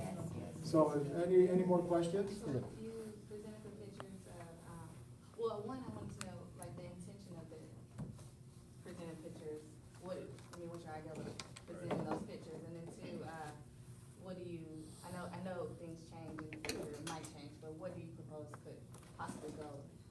Well, let's say this, for right now, I commend, the late, Bardo, from WSU, he had a real vision. Bardo was a great guy. And I think the Innovation Campus is something that the community needs. My vision for this property is that sooner or later is gonna be a keystone to the entrance of WSU. WSU is not no more, at, Hillside and 21st. The new entrance to WSU campus is at 21st and Oliver, and that's a fact. So, saying that, we wanna be like the like-kind development that's happening in the community. And as everybody in this room, I don't know who's been out there, I was out there Saturday evening with my sister that came in from Dallas, Texas. And we had fire features there at the WSU campus where they're putting in that new little eateries and stuff like that. And with the fire features and the fountains that's being, there now, my sister said she doesn't believe that's Wichita. She couldn't believe that was part of Wichita. So that's the kind of development we want. I don't know if it's right to say that I don't want a Dollar Tree. I don't. But, I was supposed to not say that either because that's not politically correct. So, We don't either. But there's 4 of them. I thought there was only 3. That 4th one is over there off of 13th, and it's in there. You guys could see it, and I don't know. It's just a bad deal all the way around. I think. So, just to follow up to her question, so was the point of presenting the pictures to show, was it just to show us the number of Dollar Trees in the area, or was that just to show us that that's not something that you will continue to do? That's something that I would not continue to do. So if that's not something you will continue to do, as you have set out to invest in this area, can you tell me what is your idea of what you want to do on this corner? That's a fair question. Because, again, when we have these topics, a lot of things get thrown around. Well, this could be, this may be, this is a possibility. But if I'm going to invest my money into something, I have an idea of what I, as a vision, see there. So what do you, Mr. Applicant, what do you see happening there? You don't see a dollar store, I know that. Okay, well, I don't think that's a site for a dollar store. Let's put it that way. So I'm asking, what do you see? Okay, now I'm gonna answer that with a question to you. If indeed that I would not like to see a Dollar Tree there, or a Dollar General, whatever they're called, if I'm that way, if I'm not going to, see that kind of stuff in my neighborhood. Because if you could see on those pictures, in behind a Dollar Tree or the dollar store, there was some, and that's an operating dollar store. and they have mattresses back there and stuff like that, and trash, and the employees are not going around and cleaning that up. I have 3 children that is going to WSU campus right now. 3 of my grandkids. Do you think I wanna see pawn shops and payday loans in that area? No. So, saying that, what would you like to see? That's why we're here. The question is, what does the community want in that neighborhood? Nothing, okay. All right. Can you explain to us what your intent is on, with applying for a higher zoning? Say that again. Your intent for applying for a higher zoning? I What was believe- your intent behind that? I believe that is a fair question too. We're just trying to get the highest and best use for the property. So, It's not a site for a home. can I have a follow-up, please? With that, is it fair to say that you don't know what you wanna put there? No, that's not a fair question. No, we do have intentions of having a restaurant there and Okay. some other things. I only asked because it didn't appear that you were answering the question from the previous question that was just posed, so I just wanted to clarify. No, you know that quick shop that's over there? They Yes. wanted to come on our corner. And Yes. I'm going back in 13. That's where this all started. Uh-huh. It wasn't me that decided, it was Right. people that were coming to us, developers, and telling us that they wanted the property. In 13, we had a drugstore that was interested. Mhm. We also had, the, convenience store that wanted to, and that's kind of a local company that, the Dillon's brand, Yes. wanted to. Just one more question, if you don't mind. Have you had conversations with the community to discuss or dialogue about potentially what they would want to see there, so that way there could be some sort of compromise?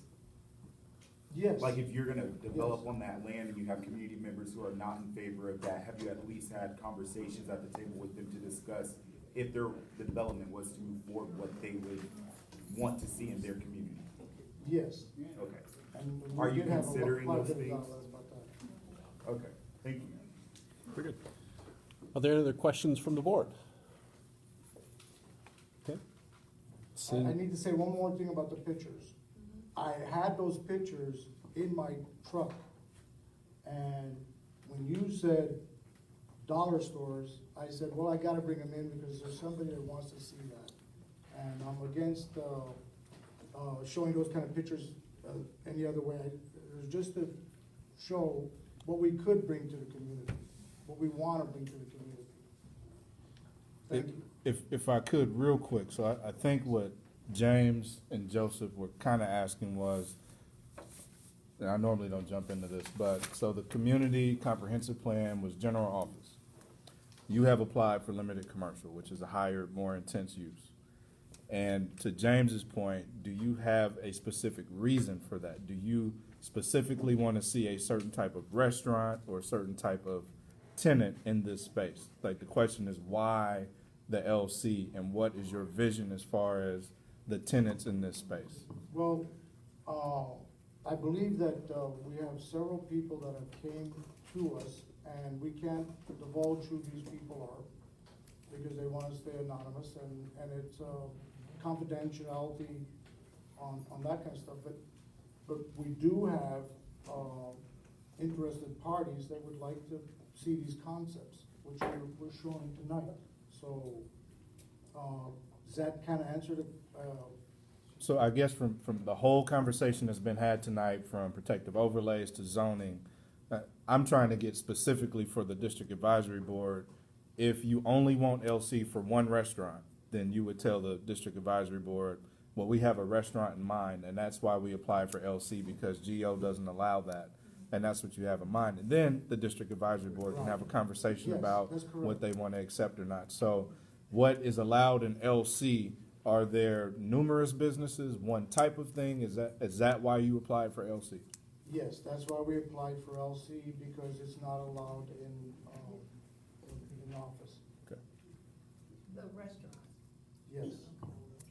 I believe it's only limited to 2,000 feet. No, it's not permitted at all. or, I mean, there was, in the little higher zoning, before office, Neighborhood retail, which is in neighborhood between, retail is what, it's limited in space.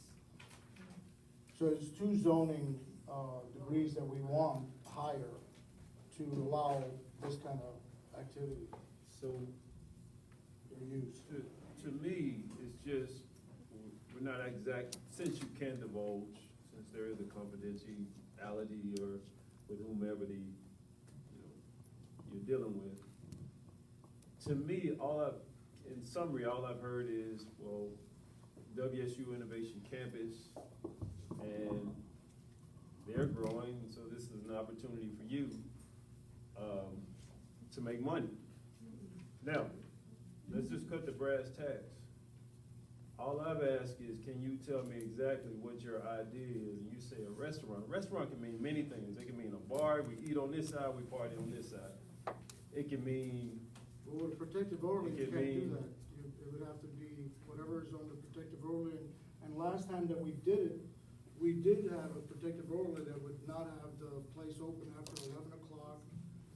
Beer would be, the alcohol would be just, with the dinners. It would have to be so much of consumption versus, food that you would have to serve. but it's still a possibility, is it not?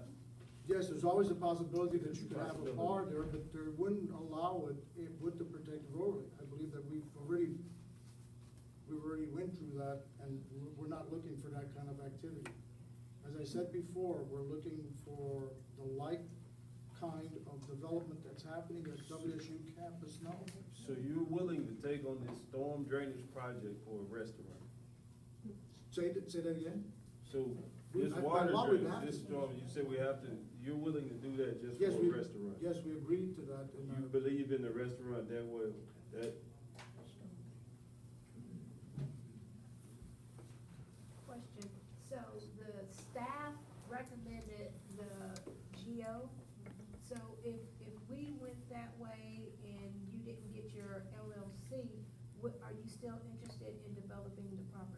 Yes, we would have to develop it. It's not a site for a single family home. We've done establish that by So trying no- to rent it and doing other things. So no Trying matter to live which there. way, you're gonna do development if it gets approved? Yes, we're gonna develop it one way or the other, and, the most important thing about that is that, I believe, Mr. Johnson has brought that up, over there at, Central, on the west side, in between, Woodlawn and Edgemore, on the south side there's these homes that are essentially little businesses. And with the protective overlay, you would have to give cross, entrances to, the other tenants. And it would serve, you'd have a better way in and out.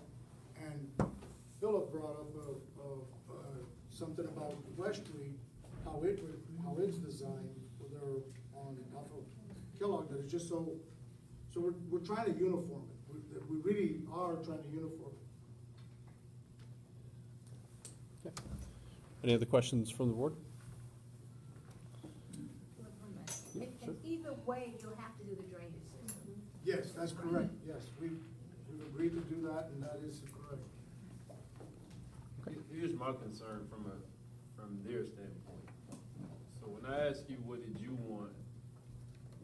You turned it and you asked me, well, what would you want to see there? You already have an idea of what you want to do there.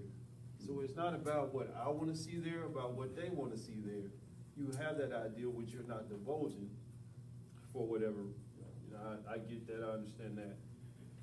But Joseph asked the question, have you talked to them? Have you found out what they want? Because I don't live there, so it's not about what I want. I don't live in the neighborhood, so have you talked to them? Have you asked them what did they want, or what they don't want? And if you haven't, it's a hard sell. I'm just gonna be honest with you. It's a hard sell.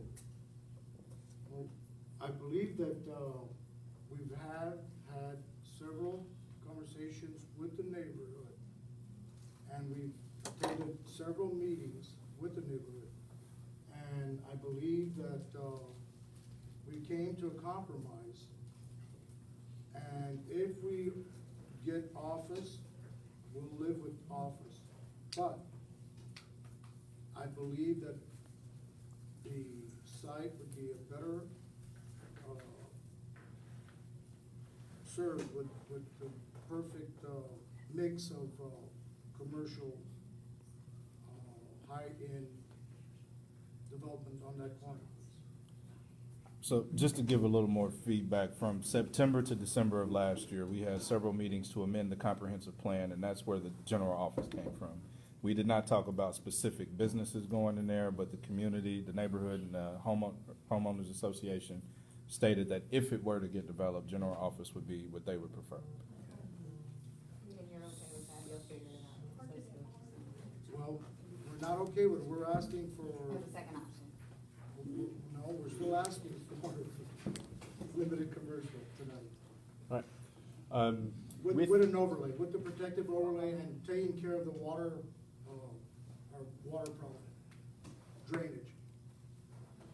Very good. At this point in time, do you have something to say, Lynn? Yeah, I just want to say, what he's trying to say is that, my name is Jemima, and I'm with Jemima International Realty, I'm a broker. So pretty much what he's trying to say is that he wants to see the neighborhood, well-developed, and not just cases of whereby we have a Dollar General. He's trying to show the things that he doesn't want.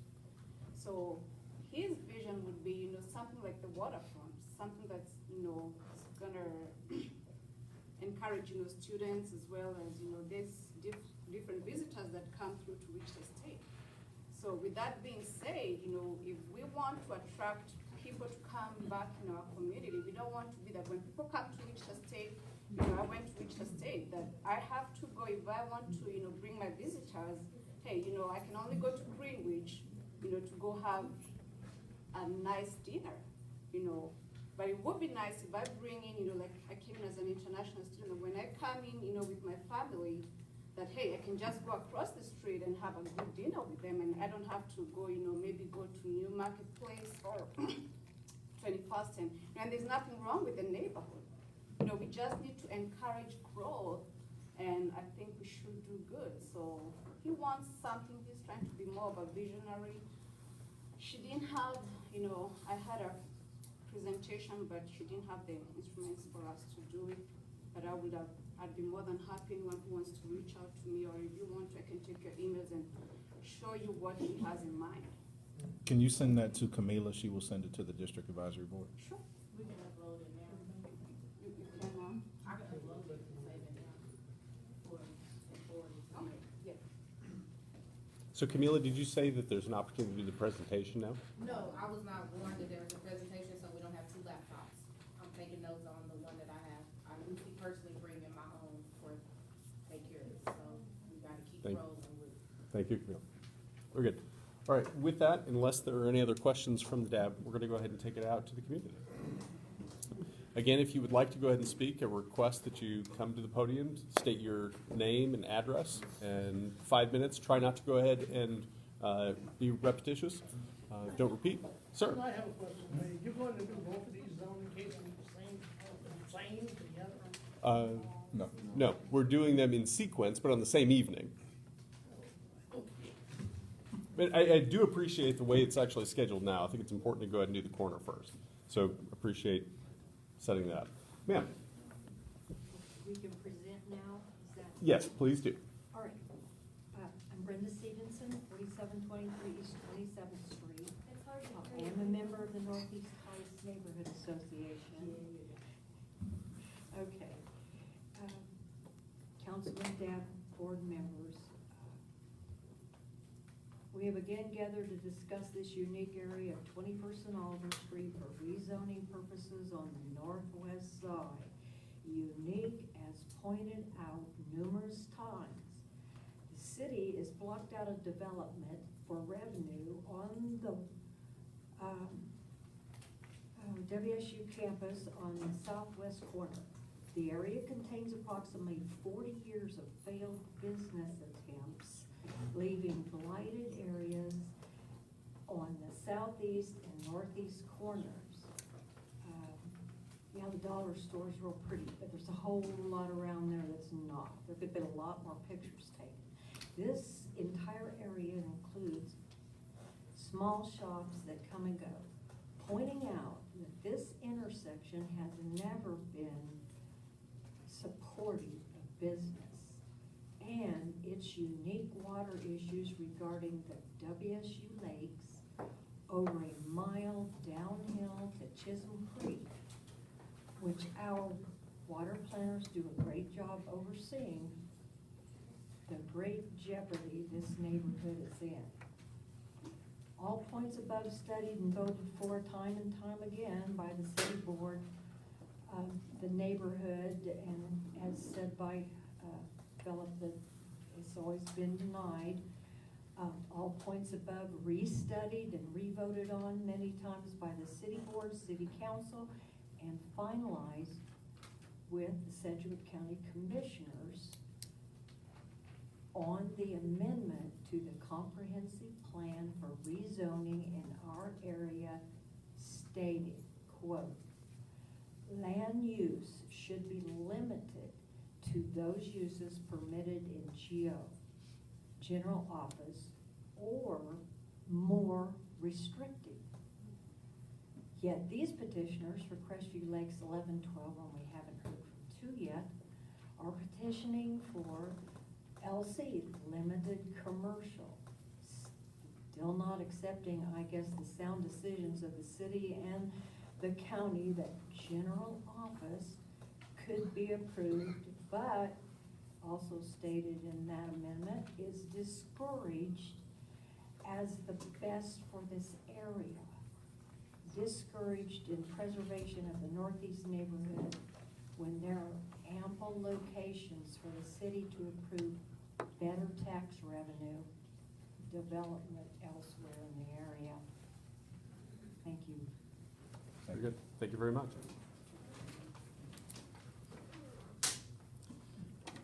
I know there were more people that wanted to talk on this issue. Yes, please.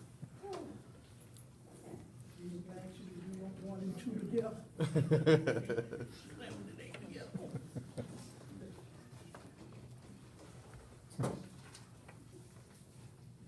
Okay, hi there. Hello. Can you hear me? Yeah. Yes. Awesome, because I can't hear everybody over there. My name is Christina Onbrine. I'm at 7 Crestview Lakes Estates. Thank you, first of all. I know a lot of you have been through this for 6 or 7 years with us, so thanks for sticking with us. Here we go again, right?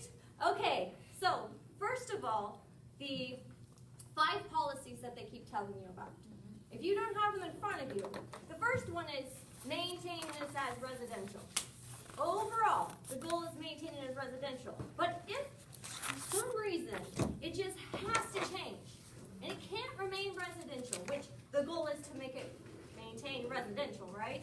But if you can't do that, because you can't find in your hearts that that's the way it should go, then it says GO or less. Just because it says GO does not mean that's what we have to give them. The first time when the MAPC in 2013 asked for them to change, it was neighborhood office. Neighborhood office is even less than GO. And I want to give you some background on why I think it should be neighborhood office if you want to change it, first of all. But if you want to stick with, hey, it should be residential because there's really not very good plans for this, and the leftovers of, just like you said with the fire department, whatever leftovers happen, they happen in my neighborhood. And I'm going to be part of it for a long time. So this area is most appropriate for more intense use.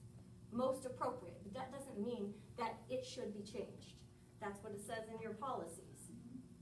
We are very disappointed. Me and my husband especially, he couldn't be here. This is the actions of the owners. Let me tell you how this has gone for us. And whatever hope we had, whatever trust we were building with them at any point, this is why it's lost.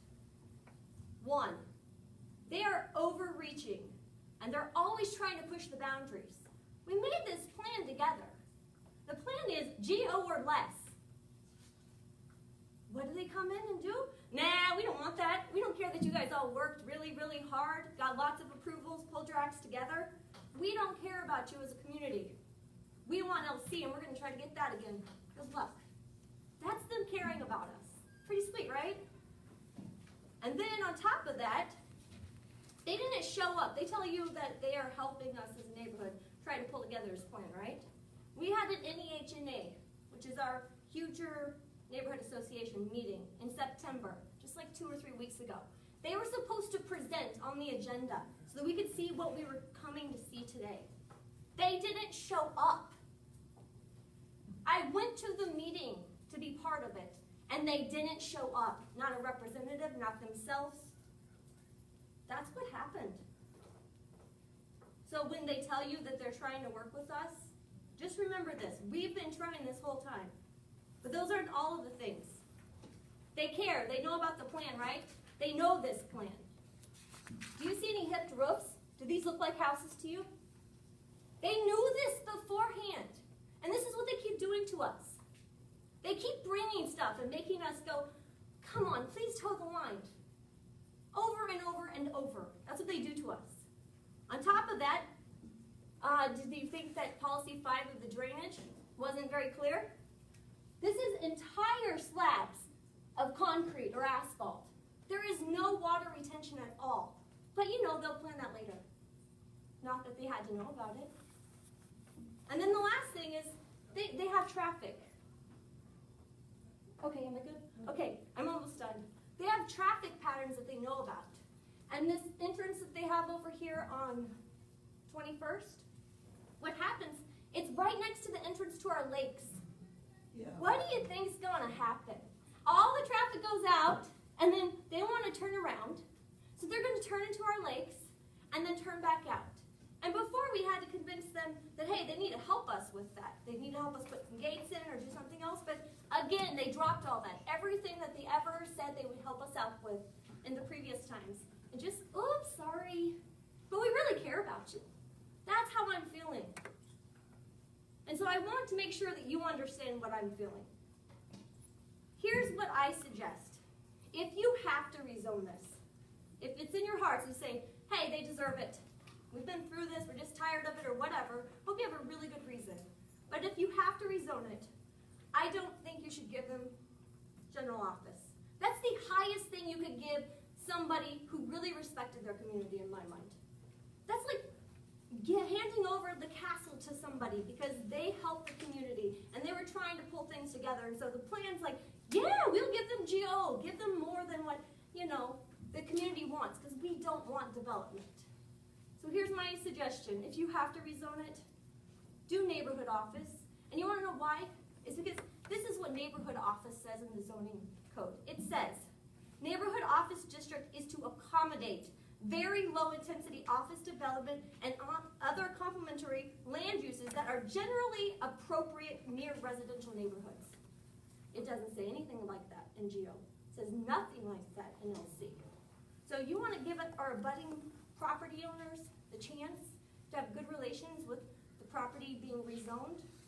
Make it something livable. It decreases the size that they can make the buildings, the mass, to 8,000 square feet so they can't overdo everything.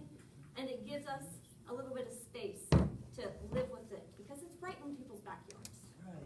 So I know you guys have supported us time and time again, and I really appreciate you. And if you've had to change of heart, I understand that. But I'm still fighting for my community. So please, I look forward to seeing something similar to what we always see. And if it's different than that, I would love for you to go with your gut and give them less. Because I don't think they're deserving of GO even if the plan allows it. Thank you. Any questions? Sweet, thank you. Who's next?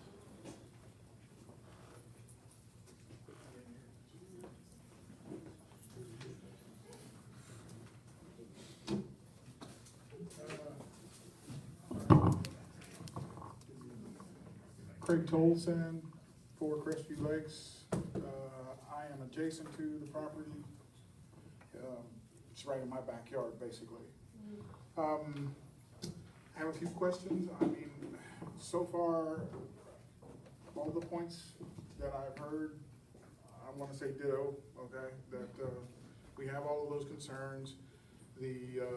especially the cost of the lakes. I have had one question that I haven't heard answered, and that is, do the dollar stores have ponds?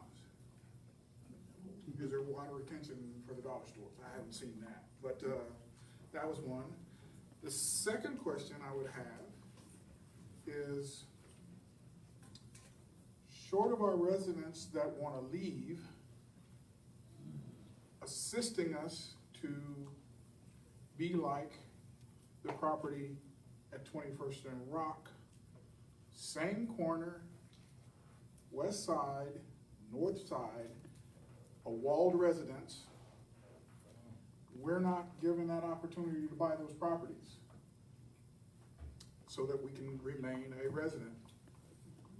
Okay? I wonder why we're not given that consideration to remain just a walled residence that is taken care of, surrounded by businesses. I don't know who answers that question, but the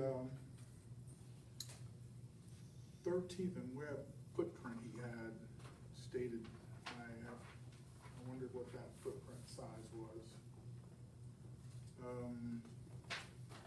It's about 7 acres. 7 acres, okay. Can that be checked? Are we considering 7 acres on our corners?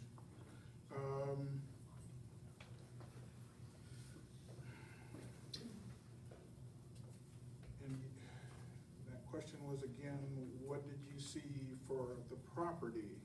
The use, restaurant, drugstore, convenience store, is that? Those are the ones that came to us. Okay. The question was asked, what did the neighborhood say? Have you spoken to the neighborhood, and what did we say? And we didn't get a response. I don't know. I don't want to speak for the neighborhood because, you know, again, I just hadn't heard the answer to that question. You guys didn't want anything? Okay. You guys want to buy it? Hold on, please, guys. Said we didn't want anything, and we just wanted to buy it. Okay, I wanted to also ask, and I don't know if it matters, in your considering the property use, was WSU, did you guys ask WSU if they were putting in a restaurant? You know, utilizing their property across the street. Oh, sorry. I don't know if I'm allowed to ask someone. So you can state the question, if you all would just write them down, so when everyone gets done, you all can respond to it. Because I understand that there's restaurants going in over there. Yes, okay. 1 minute. And do you have cost estimates for the drainage process of that land?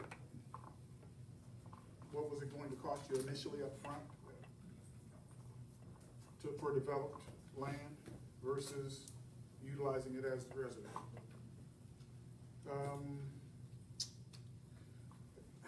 Looks like everybody else has already dealt with most of the other things that I've heard answers on. Policies, those policies that were agreed upon by the city, how does that development, because that was part of it, how did it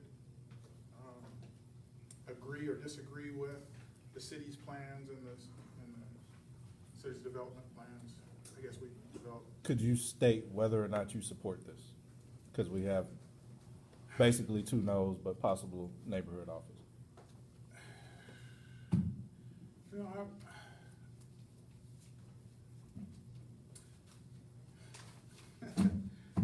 only up to GO would be my support. If it has to go maximum GO, I do not, if I ask that you review the difference between GO and LC and see how ridiculous clubs and all of this, and I spoke to Phil, and he said that there's the possibility of having an overlay over that, but I do not think that the city would want to do that to an LC, zoning. It's not good for us to have an LC zoning in our backyards. That's how I feel. But you're okay with Geo? Maximum, yeah, we gotta keep going, he said maximum. Maximum. Do you want to, but that's respond to these questions that I typed? I'm sorry? Do a response to the agent? Should I? And applicant? Yeah. Let's go ahead and actually do it now, yeah. Go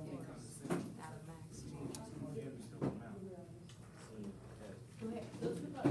I'm gonna read the question, so keep my notes. So Camila, would you read the first question? The first question I have is, do the dollar stores have ponds? I'm not sure who should answer that. Well, I think it's kind of generalized, but these, the ones that are in the neighborhood do not have protective overlays, am I correct? I believe that they don't have protective overlays. We're proposing Hold on, that's that first question. The next question is, what is the footprint of 13th and Webb? Do you know that, the footprint size? yes, it's about 7 acres. And just for my benefit, these two parcels that we're talking about in this case are how many? No, I said if you took the one to the north, the one to the west, and R2, the footprint would be about 6, about an acre less. Okay. Okay, next question. In this property, did you ask WSU if they have restaurants? WSU will not speak to us. We went to them several times, and WSU will not divulge anything that they're doing there because I believe that they have under a different set of rules because they're a state-owned university. The next question, do you have cost estimates for the initial drainage up front? Yes, we do. I don't have those figures with me, but it was in it's in our, the engineer did that last time, which is, Carl Valley did that for us last time. So we do have that estimate. We could send it to her who needs that. Okay, that's the only questions, thank you. Okay. Who else would like to speak on the issue?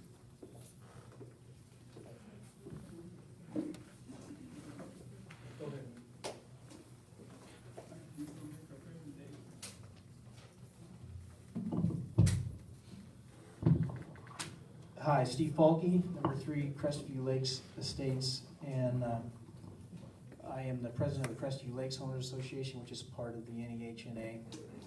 And all the properties that we're discussing are part of our HOA. The majority of our homeowners in our HOA would just as soon let it be, okay? I think we did an admirable job last year working with Councilman Johnson and the entire 1 mile square neighborhood in order to align our neighborhood plan more succinctly with the rest of the city's comprehensive plan. And so I think that those guidelines, as the planning commission or planning department has dutifully, outlined, are ones that you should be recommending or should be at least following. I think Ronald Reagan had it easier when he was negotiating the removal of the Berlin Wall than what we've had to deal with this neighborhood over the last 12 years since I've lived there. But we've got some unique challenges. The challenges are that we have a 1 square mile university in the middle of our city that is landlocked by cemeteries and churches and gorgeous residential neighborhoods. And how do they get around this? Well, it's called a university overlay, which basically means, hey, Wichita, we're governed by the Board of Regents. Once you give us a university overlay, whatever we think will best drive our enrollment and our revenue, we are gonna do. And that's what they're doing. They tore down a golf course, and arguably, it's starting to look pretty darn, interesting over there. Commercial is all get out, beautiful brand new buildings, and light pollution spilling into our neighborhood like I wouldn't believe. Now, on the other side of the table, we have Mr. Marks, who's been sitting on a piece of property longer than I've lived in that neighborhood, with the express intent and purpose of making that property as commercial as financially viable. And we've done just about everything we possibly can to come to the table, and we keep getting thwarted at every turn. I just want to know, at what point does this end and does real compromise begin, and who is going to be responsible for that? Can I ask a question? Questions? Is there a covenant still in place in this property? We have renewed covenants for all 16 of the homeowners in that homeowners association that were renewed 2 years ago in perpetuity.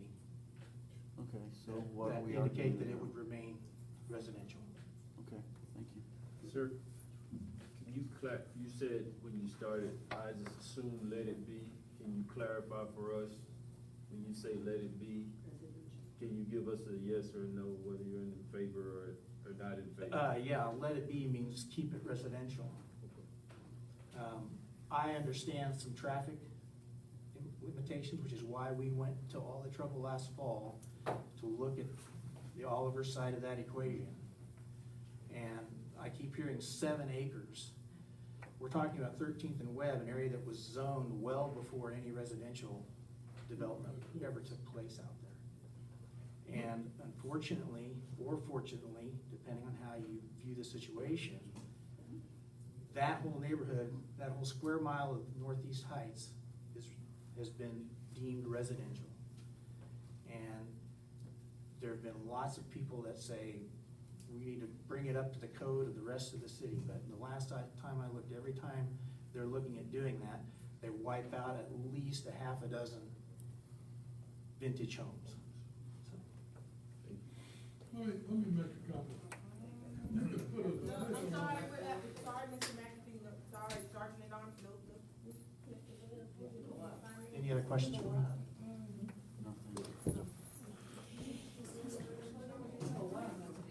Mr. McAfee, would you like to speak at the podium or halfway?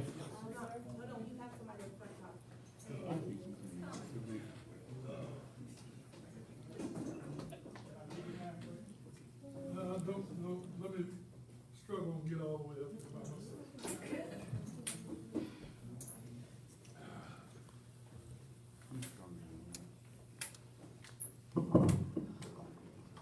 Thank you, Camille.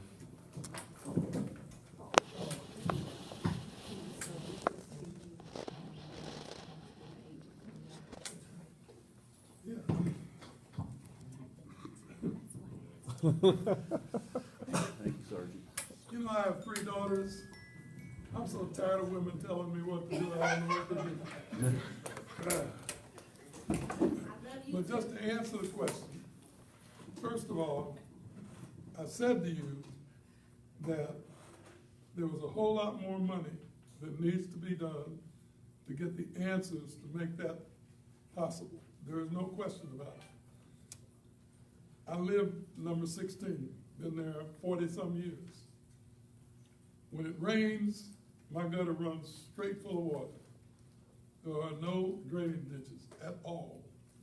So if he says he's got a number to put that drainage ditch, I'd like to see that. That's number one. The other thing that goes along with this is that you could put an addition on that house. Because I think it's only a 2-bedroom house at this point. But you could put an addition on that house, and if the city really cooperated when they widened 21st Street, they should have given us a wall down 21st Street. Like everybody else has got a wall down 21st Street or 13th Street. we didn't negotiate hard enough for that, and we should have. But I'm just suggesting that we don't need this on the corner. You can go right across Oliver. Since Kmart is no longer there, you could put all kind of commercial right on 21st Street, all the way to the aforementioned, whatever that little grocery store is. Because there's no reason for that big old parking lot for a storage building. So you got all kind of opportunities to put stuff there. Now to say no commercial between Oliver and Hillside, well, let's think about this. There's no commercial between 13th and Rock Road. There's no commercial between Rock Road and whatever that next street is, until you get all the way to the east corner. Come through the neighborhood. There's all kind of corners that are available for development. When I drive down 17th and Grove and see nothing with all that traffic going by. Okay? So there are a lot of opportunities that are there. I think this project has worn us all out. And I'd like for us to stop talking about it. I'd like for you to make a motion and deny it so we can move on and do some positive things in the community, like building a water plant. Thank you.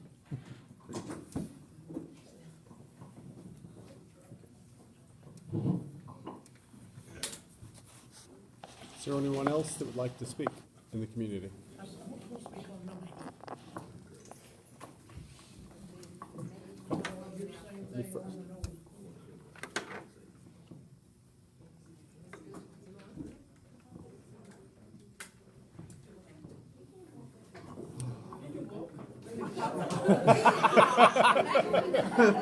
Make up your mind now, make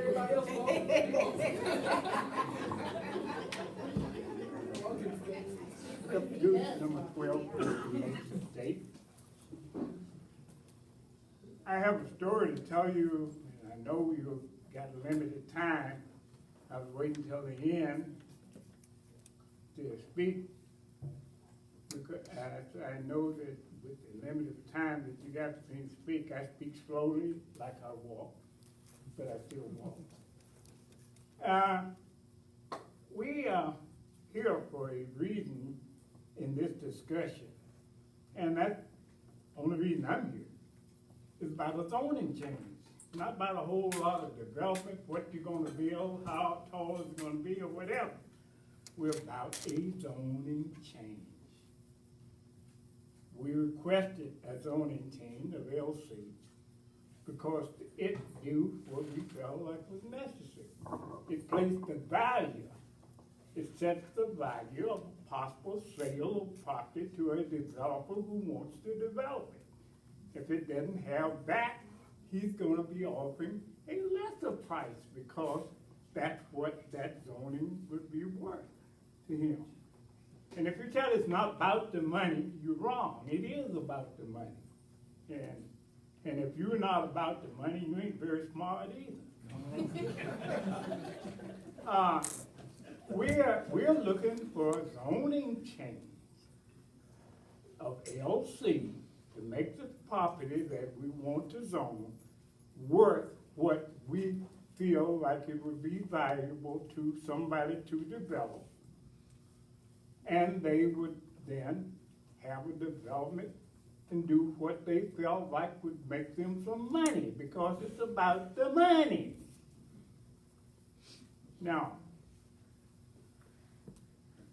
that's what we would like for a vote here to be made on, is to whether what we have to offer here in this property at this time, and we've been here before, and then we were here before, it said it's going to happen later, but now isn't the time. You know, I think it's time for me, I've been here, been there where I am 40-some years. Charlie McAfee was there before I was, and the rest of the people, mostly in there, have been changed at least 5 times since I've been there. And the people who mostly living there now, living in property that they have been changed at least 4 or 5 times since Charlie and I have been there. But right now, we are seeking a change to a zoning of 2 pieces of property that's owned by Gooch and Mike. And we would like for you to get whatever necessary you need to help you decide, is it the right thing for this group to do to offer us this particular change of zoning? And if you don't offer it, I'd like to have you to offer some reason why it don't make sense. We have been told that after the last zoning request, they decided they had to make a major development in the intersection because of the development that was going on in a particular area. They came back and took off the most valuable part of my property. They paid for it. But it's about the money. We want to get the best I want to get the best for my property that I can get, and it's not as a piece of residential property. It's a business deal. It changes the price, the value to me. And as a homeowner, my first property sale is tax exempted. Did I take a $250,000 tax exemption for the owner to another person who wants to live there? I don't think that's gonna happen. Or would I look to try to get a developer who would take this property and do something very good for the community? I'm a community person. I've been here. I've been out there. I did 15 years for this community. And most of you might not even know why you're sitting here. I was one that caused you to have such thing as a organized deal here to sit here and be here. I'm not claiming that as a payback. I'm just saying that it was the right thing to do. And I'm talking about to you about what is the right thing to do. That property is worth $600,000 with a zoning change. Should I want that to happen to me? Or should I want to let it happen as it happened across the street from me for a piece of property that I also have been involved in the development of it? Where your first person that came along sold it for a couple of $1,000, $100,000 less, and then within 6 months, the second party had changed the zoning and got the additional money. It happened.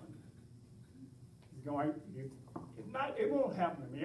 If you don't do it this time, we will be back for a fight. If this don't win somewhere between now and the courthouse.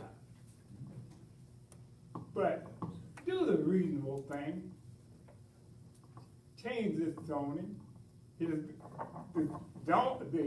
appraisal, when they came along to take off the first part of my property, we had to get an appraisal and a major discussion before we could get a value, the worth of the property that I had to sell off to the city. And they told the city then, so this property should have been zoned, and you wouldn't have had to been in this discussion because whoever developed it would be paying for these other improvements. That made sense. What are you going to do?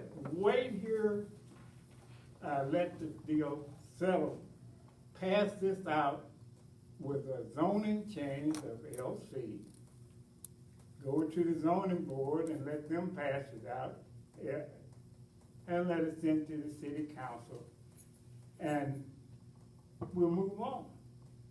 Somebody will buy it and develop it, we hope. And then, how do we tell them about some of the development that's gonna take place? We can't make anybody do anything different. We can certainly look closely as we sell, offer it for sale to somebody that buys as to what they would like to do to it, but we can't really make that do because it's about the money. Whatever they pay for it, they wanna have a development that's gonna make money for them. So all we can say is it's for sale. And then you'll probably hear about it again when the developer decides to put a building or something there. And talk to them about how pretty you're gonna make this thing. And I imagine they'll do a very good job of making it, improving that area from what it is today. It wouldn't take a whole lot to improve it from where it is today to something better. What we're waiting on? I have just a couple of questions for you, sir. First of all, thank you for your years of service. With all of your experience. Sorry, thank you for all of your years of service. Thank you for all of your years of service. To start, with what you know about the development now, and with all of the things that you've done in the community, can you tell us what you think would actually go in there would be of significant benefit? Well, I think it's gonna be, same thing we heard the last time. It's gonna be commercial zone. And it should be, and it's been said before, it should be. My city council lady, before she passed her last vote, she sat there and studied for 15 minutes, and she says, I know that's gonna be changed soon, but as of right now, I'm voting no. So, you know, you can do that. You can stand on it and say, for right now, I'm voting no. Why not vote yes now? You know, move on. You know, belong in a sore spot. I'm all for best use of property. One of the questions that I've had in years past is that how it would, in addition to all the traffic and that type of stuff, one of the other concerns has been the homeowners association have current dues to go ahead and maintain that property. With what is being proposed now, is that something that would still make the homeowners association whole, or is this an attempt to dissolve that responsibility? No, this didn't destroy the homeowner association. I don't even show up there for meeting anyway. That has been destroyed years ago. And so it's nothing to do with the homeowners association that we're involved here with. It's, and we're not discussing that further. We're talking about where we are with the property that we own. The Mark's property has been separated from the homeowners association. I don't know if they know it. It was separated before I moved there. It had no ties to the homeowners association. And it happened before I even got there 40 years ago. The doctor that lived there died with it separated because he didn't want to deal with things that was going on. Neither was the other property north of me. It's not a part of the homeowners association. They got out of it before I got there. Dr. Morgan told me, I just told him they could take the water hole over there and do something with it. So, no, that book, I got in it because the person I bought from had remained in it, and I got in it, and I was active in it when I first got there, but it went to hell on a waste paper basket, and my wife told me she didn't want no more of it, and I haven't been involved with them since. But, they have collected a sizable amount of money from me. And I guess that's one of the questions that I've actually had is the last couple of times that we've brought this up, that was one of the questions, and whether or not those properties still actually pay dues into the homeowners association. And from what I understood, for the past couple of times it's come, they're still part of the homeowners association, and those were dues. If that's incorrect, I'd be curious to understand how and why that would be so. Right now, based on the fact that they have taken money, when the last financing deal I did, they got money.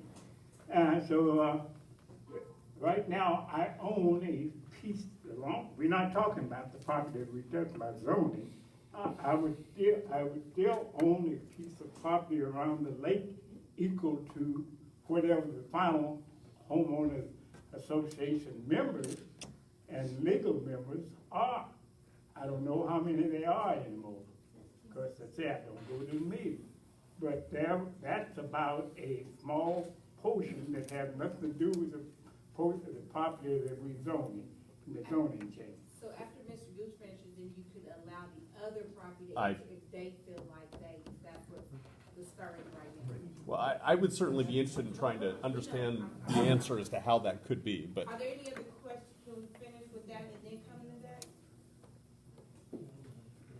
okay. Mr. Gooch, thank you. Thank you. Thank you. Okay. If sometimes some of you would like from somebody who has lived it and not talking about what has been told, I'd be glad to come and tell you the full story about a number of things that would help you to understand what's going on here today, how we got to where we are, where you are, and some of the names that's not on the wall that was a part of making this change. We go back, this all fight started when Northeast Wichita was Murdoch to Cleveland, to 9th Street, to 13th Street, and that was because your theater was at 9th Street and the park was at 13th Street, and that was Northeast Wichita. That was a district. And how soon the domino effect started that moved from there, and how it moved, and many people who were part of the move.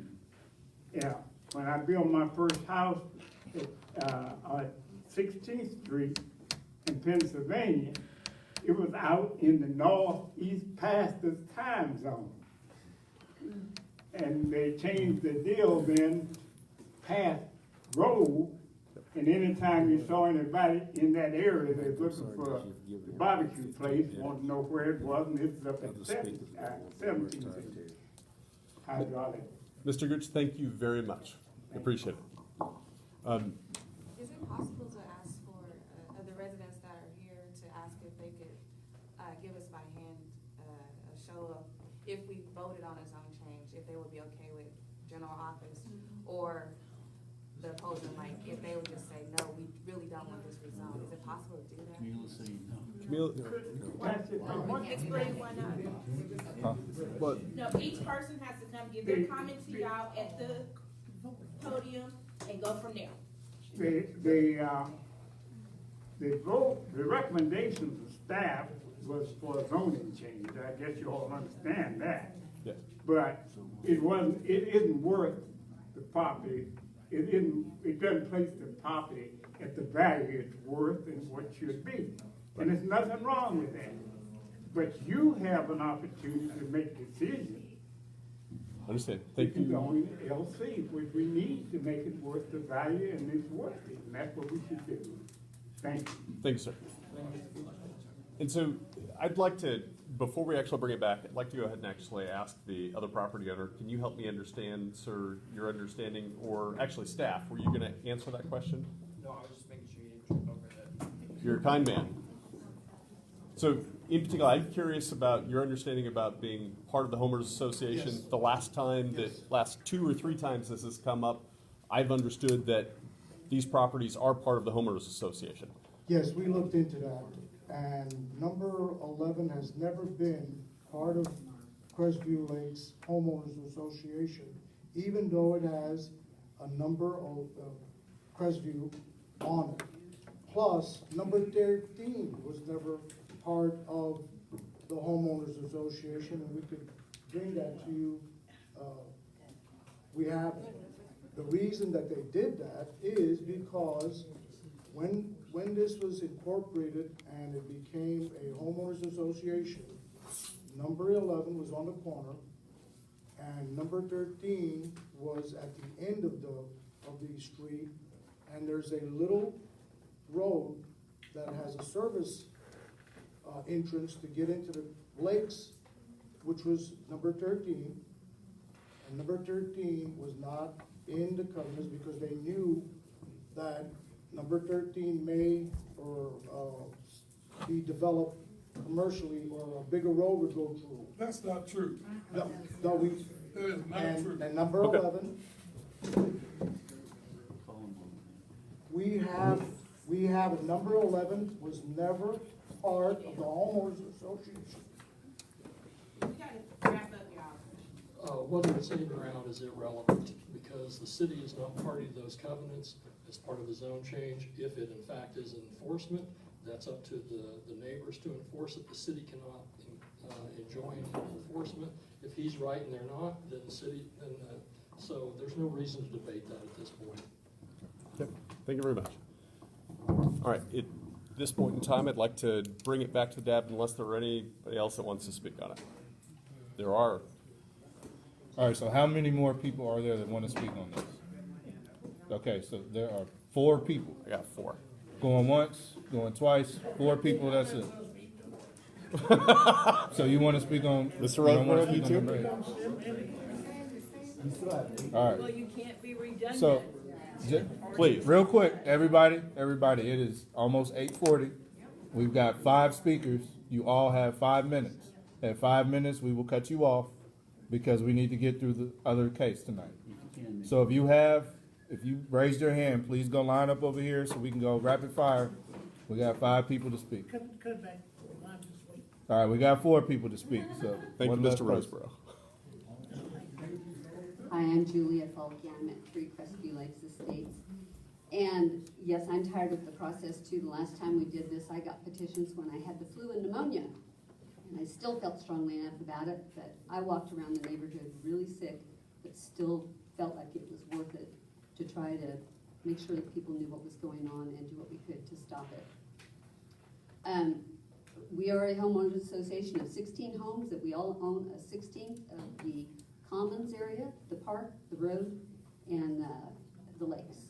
And that's just a fact. The county has it on the records. And whether you want to say you're a part of our community or not is irrelevant. Dale is also right that it's apparently is not something that you take into consideration. That it's a problem for us to deal with homeowners that decide that they're not going to take care of their financial responsibility in the property that they own, and we just have to deal with that. So we're back to the fact that it's a residential area, it's a unique area. We were told multiple times, it's gonna change, so get ready for it. So it's gonna change, so you better get on board. And that's why we did go through all the hoops and all the effort of trying to come up with what would be at a minimum acceptable to us or maximum acceptable to us. And we would all like to see it residential. We'd like to maintain the residential aspect. And it's very difficult because Wichita does not have a zoning process to where you actually have to present what it is you're going to do. And that is the rub for us, because you make the zoning change and it's in the wind. You have no control over it, and we have no control over it. And so that is one of the most challenging things in Wichita, I think, is the fact that the zoning process is just majorly screwed up. They don't do that in Kansas City and Overland Park. They have to know what's going up, so you can't have a switch thing or go from a 4-story building to a 6-story building, because that's what was approved in the zoning. So you keep asking us, what does the neighborhood want? I can just speak individually. I would want it to stay residential, but if it has to go, then no offense to Mr. Marks or Mr. Gooch, I don't care that they're not gonna get $600,000 for their property, because it's not, it is about the money for them. And I understand that, but it's throwing the rest of the neighborhood under the bus, and I don't think that's right. So I would appreciate if we could keep it neighborhood, but if we can't have it residential, then I would say neighborhood office also, the very minimum use. Thank you. Thank you. Any questions? Hi. Lisa Glim, 3721 East 24th Street North. 24th Street North. So I just came up here because you're kind of asking for this tally, and I would like to see it remain residential as well. And I think that you should vote for that, and that should be communicated to MAPC, because as was stated before, these plans don't warrant what we've worked so hard and asked for. They need to be more clear. They need to respect the policies that have already been established, so that, make them come back with a better plan that they've presented to the neighborhood association prior to this meeting. Make them come back. Thanks.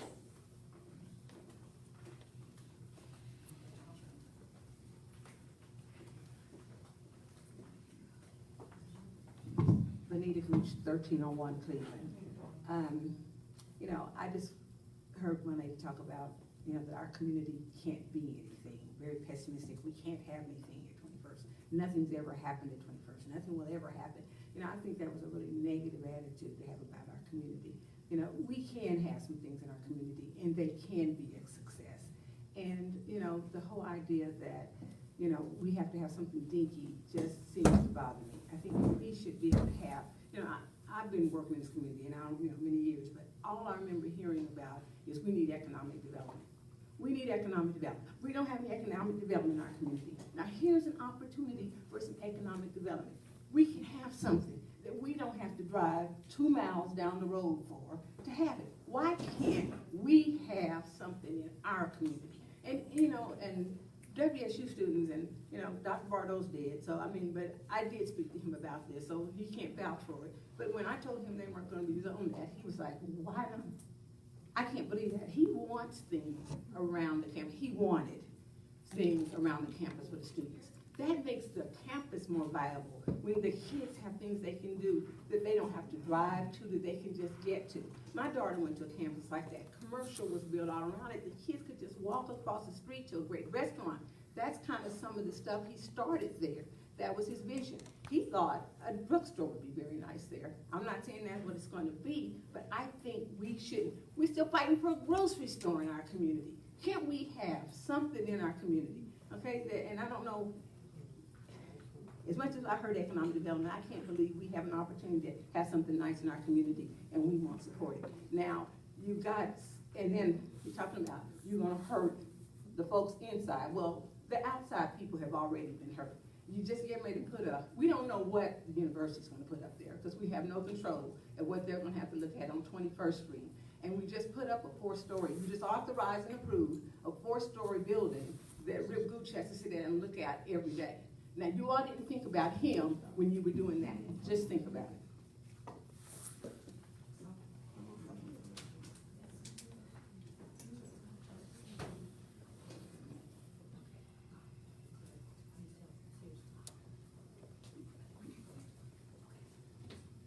Hello, Scott Langford, number 5 Crestview Lakes. We've been here a long time this evening, so I just want you to take a deep breath, Close your eyes for about 10 seconds, okay? Just be thankful that we live in a country where we can have this conversation. We don't get things stuffed down our throats. We can shake our hands of our neighbors, if we choose to. We can work with our neighbors, and we can have this area around us to play in and stay in and have fun in and all that good stuff. All right.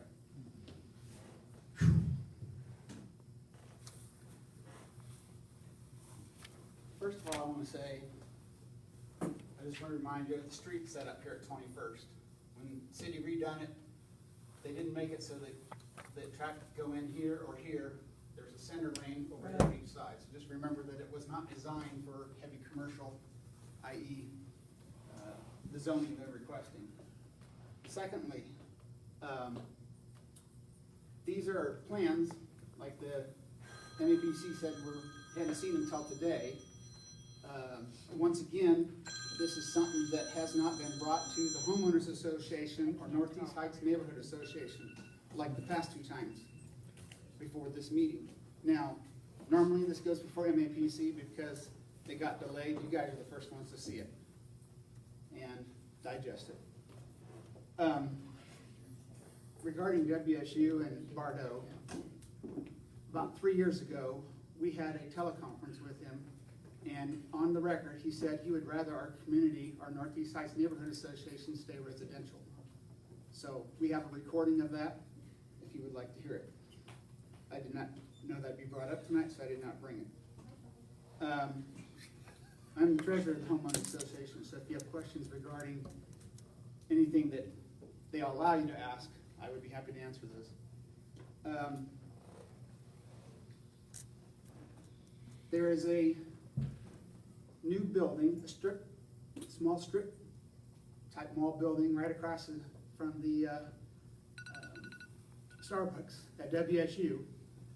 It's been open now for almost a year, and there is two tenants in it. A bank that basically is an ATM machine, and the Shocker store. Why do you think the Shocker store is in there? Because they had to make it look like it was being used. You know, I don't see that much traffic there.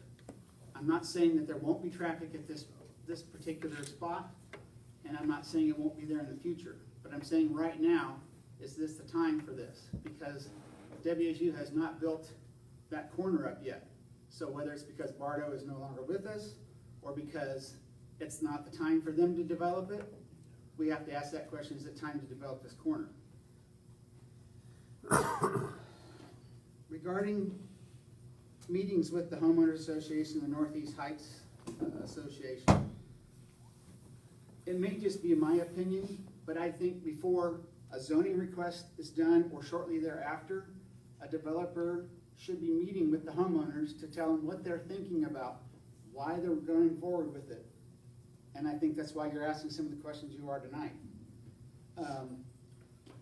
They say they've met with us, but it's usually always after the fact, further down the road. And I want to remind you that last time this board unanimously passed 13-0 not to have it rezoned. This is the third time through. You know, we're frustrated like maybe you are. But think about it. If it was your neighborhood, back to that first couple words I said uttered, you know, if you woke up one morning and a block down the street, it was suddenly all gone. Whether it be flat, like there's no more golf course there, or they put up a new store there. You know, is that something you would want? I know change happens, but should it happen gradually or overnight? Most of us are more apt to adapt if it happens gradually. I.e. why we put the overlay or the adjustment into the zoning to not go to this level. 30 seconds, 20 seconds. Okay. I have like 2 more points, I think. I also wanted to bring up consideration for the property by the Homeowners Association.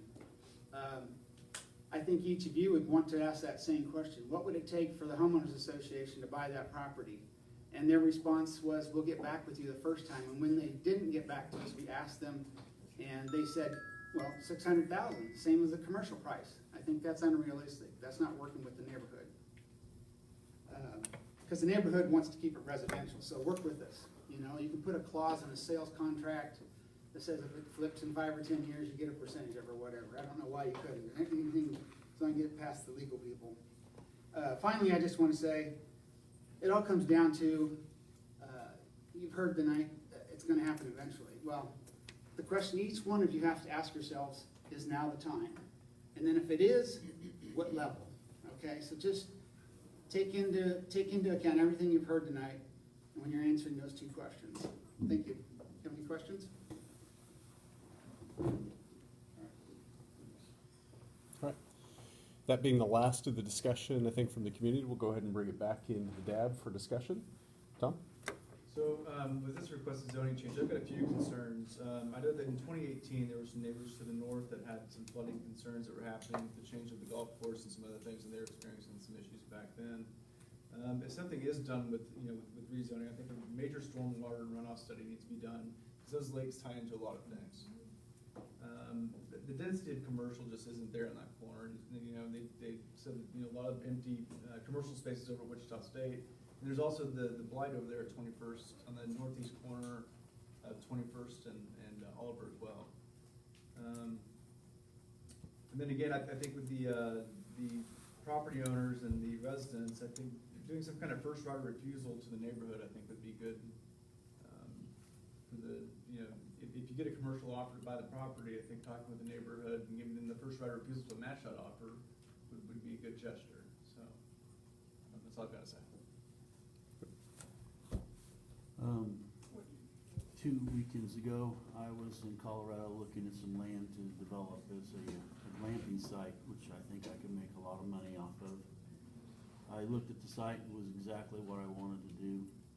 The next thing I did was talk to the neighbors, and the neighbors said absolutely, unequivocally no, absolutely not gonna happen. I think I could talk to the county commissioner, and I could probably get that to happen. But I don't want that fight. I didn't want to have that fight. I didn't think it was right to have that fight, so I backed off and I said, no, I'm not gonna do it. I think we gotta be responsible to the neighbors and say what would be best for them as well as ourselves. Be good neighbors. So that's where I stand on it. In my opinion, I wish there was hope that there's some place where they, the neighbors and the applicant can come to a consensus, come to an agreement. What we've heard tonight is they're not at that place yet. At the same time, I believe that they should have a right to make money. There's nothing against someone wanting or aspiring to an opportunity to make money, especially if it's a good business venture. So that's not my issue. My issue is, these are major concerns that have been voiced by the neighbors, by the residents. These are not just, well, it's an opportunity for me to make money, so what if your house get flooded? So, I mean, that for me is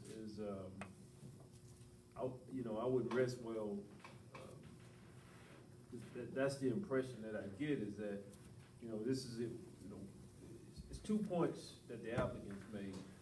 One, we can have something nice finally we can have something nice. We don't have to drive far away. I get that. I'll be all for that. The other point was, lost my train of thought. But the other point was, this is an opportunity to make money on a personal level. And so, but there has, as far as the concerns that have been thwarted by the residents, by the neighbors, that same energy is not there to address those issues. I'm led to believe if I didn't even ask about the water issue, that you would have came in and did your presentation and we would have never even talked about the water issue. But that's a major concern, because water we all know when water starts coming out of the cup, it goes wherever it wants to go. And so, again, for me, I would just echo Tom, is that somehow, some way, this is how where it's settled, because there's still no middle ground. So that's.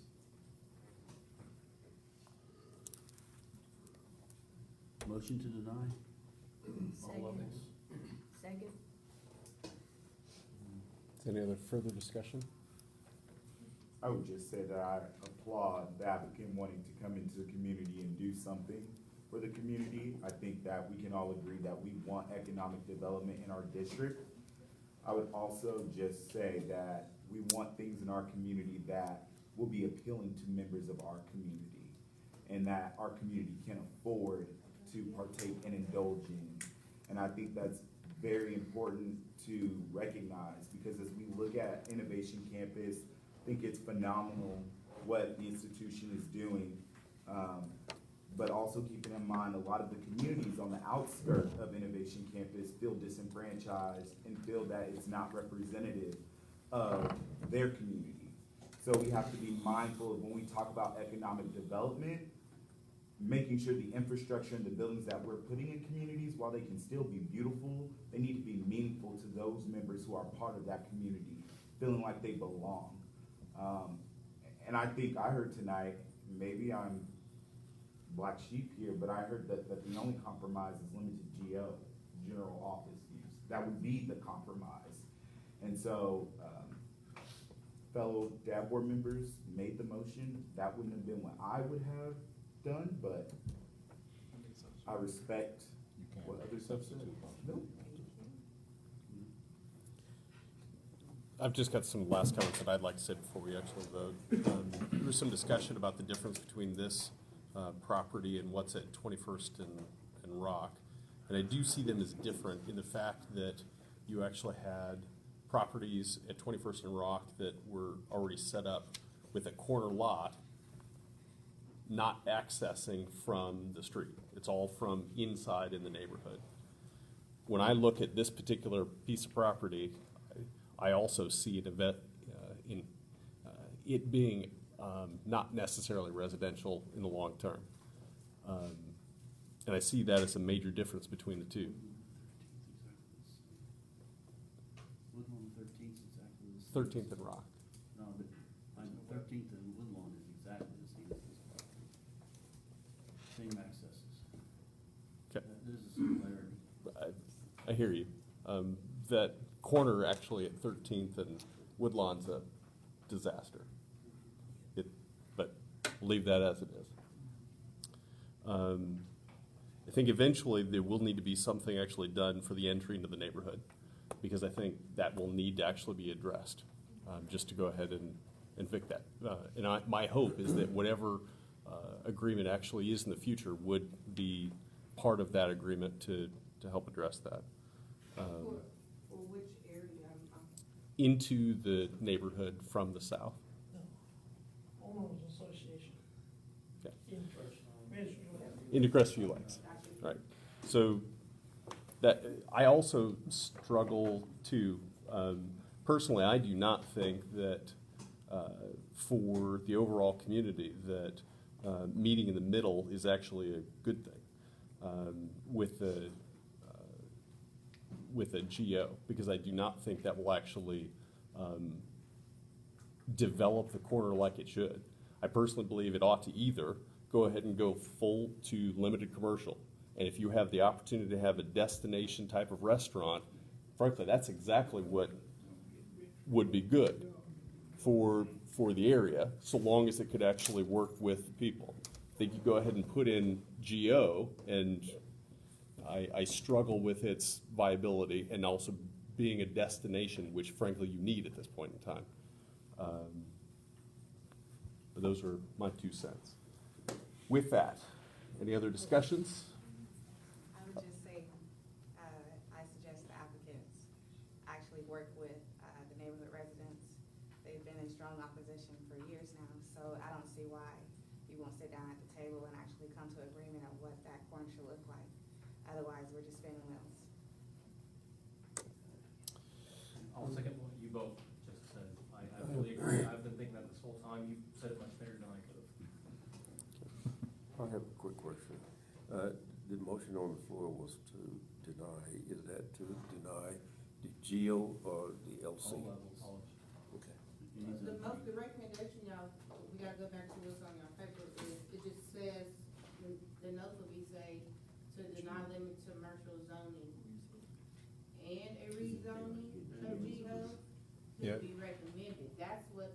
That's what's recommended, but I think we've got a motion to It just deny says everything. So what I'm clarifying is, if you say to deny, it would deny exactly this recommendation written, so you might need to ask for clarification. Or amendment. So you could approve the recommendation to deny limited commercial, and then, I don't know if it's a subsequent vote, or like, the motion would be approve staff recommendation to deny limited commercial, Can I make it and simple? deny staff recommendation to new general office. Motion to deny a zone change, period. I think Make that's it clear simple enough. And that's what was seconded? Are you still comfortable with that second? Yes. I'm asking her, is she, okay, that was second. Okay. Any other discussion on this topic? I would just say I'm just concerned. So I think that there were a lot of valid points made here from both ends, and one of the concerns that's really resonating with me was Ms. Gooch, who stated that for years, community members have been asking for economic development. And I just think if we're making this decision, then does that mean that nothing will ever go there? Okay, so I just think we just need to be very clear with where we're standing. I don't think that space should just be what it is right now. Economic development needs to happen. Discussion. Okay, yes. Okay, so because I care about my community and I care about things that come into my community and not just, and I'm talking in general, I don't want anybody to come and say, LaWanda, I want your house and we're gonna make it into something else. I think we have to consider the residents. I mean, how can you say we need commercial when it's somebody's home? But I understand too, if you wanna sell your home, you should be able to sell your home, but it's a residential neighborhood. So I think there should be some consensus. If you guys can work together and you come back and say, okay, we worked it out. I personally cannot go against residents. I cannot do it because I wouldn't want someone to come on my block and say, LaWanda, we're tearing the entire block out and you have no say. In my conscience, I can't do that. So, of course, I want economic development. I want to see some things happen, but it's, again, right across the street, oh my God, there's so much opportunity. So again, We have a vote on the floor, a motion on the floor. So I love my community too. I live less than a minute from this space right here. What I'm saying is, I've heard tonight that the compromise, because we keep saying that we need to sit down and have a discussion. My understanding is that there is no need for a discussion. The most that the compromise for you all is GO. No, they, number one. Or less. They, number one, they say. Or, did I not hear that? Okay. So relate. Hold on. No, there's no substitute motion. The only thing I would actually say too, and I didn't mention this before. I live in a neighborhood. I live in College Hill, and I live just down the street from two things that I highly value in my neighborhood. I love the fact that I can go watch a basketball game or a football game in one of the best sports bars or bar and grill in town. It's awesome. I also have on that same corner the ability to go ahead and walk and go have an excellent dinner too.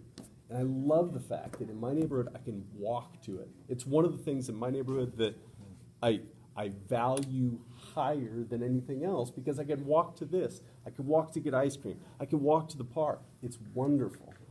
And I just walking to the dentist office just isn't as neat. But anyway, so is there any other discussion that we need to have before we vote? just 2 cents to what Joe was saying, and just consider, and, you know, everything we say, nothing we say is personal, nothing we vote on is personal. So we're here to hear both sides, and we're here to interpret what we hear. But I would just maybe consider, Joe, if somebody tells you this is going to happen, A is your choice or B is your choice, and you'll tell me A or B is your choice, that doesn't mean you want A or B, either Right. one. Absolutely. You see what I'm saying? So to me, they're in a predicament where, well, we know it's gonna happen, so let's choose the lesser of both evils. That's what I hear them saying. Right, that's what I hear them saying. But if they had a particular choice, they would choose nothing. Right. And I think that's the basis of the recommendation. That's all I'm trying to paint. Okay. With that, we're gonna call an end to the discussion and we're gonna go ahead and vote. Camila, yes? I'd be happy to. All those in favor of the motion to deny any zoning change, please say aye and raise your hand. Aye. All those opposed, same sign. Okay. Very good. Moving on to the next item.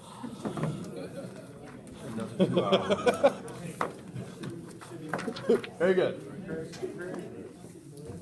So, not to sound like a broken record, but we're gonna talk about a zone change at 21st and Oliver.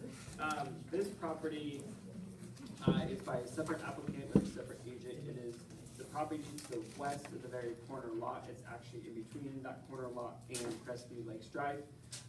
This is a slightly different request. They're requesting a limited commercial zoning on the east 250 feet of the lot, and the remaining western portion would be neighborhood retail. Both of those zoning classifications are more intensive than general office. The rest of my staff report is almost verbatim from what we just discussed. I'm not going to go into the same details of the case history and all of that. We're just going to skip ahead to staff recommendation. The recommendation from staff is to deny this zone change because it does not fit the neighborhood amendment. It was not identified as a piece of property that the neighborhood, through the amendment process, said they would be okay with doing non-residential. Those pieces of property were just the 3 properties along Oliver, the 2 properties we just talked about, and the 3rd one to the north. So this one being to the west was not identified in that plan, and because of that, staff is recommending denial of this zone change. As we typically do, or normally do, when we do recommend denial, we always put a caveat that says if the planning commission, which is not who you guys advise, just for the record, but when we do present this before planning commission in a couple of weeks, we do give them that option of, if we were to recommend something, here's what we would, and it would be the general office zoning with the exact same productive overlay.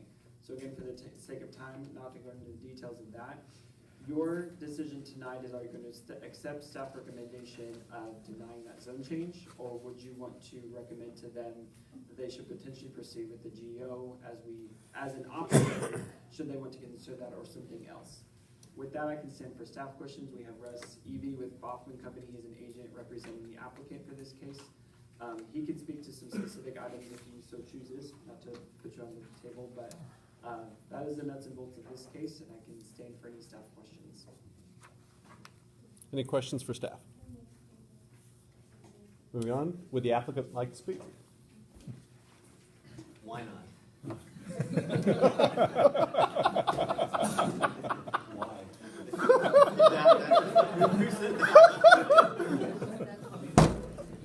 So, to be perfectly honest, I understand the role you play, the planning commission plays, the governing body plays in these debates, and I can't see any reason that you would want to contradict what you just discussed with the previous one that quite frankly is in a better situation physically on the hard corner than my applicant's property.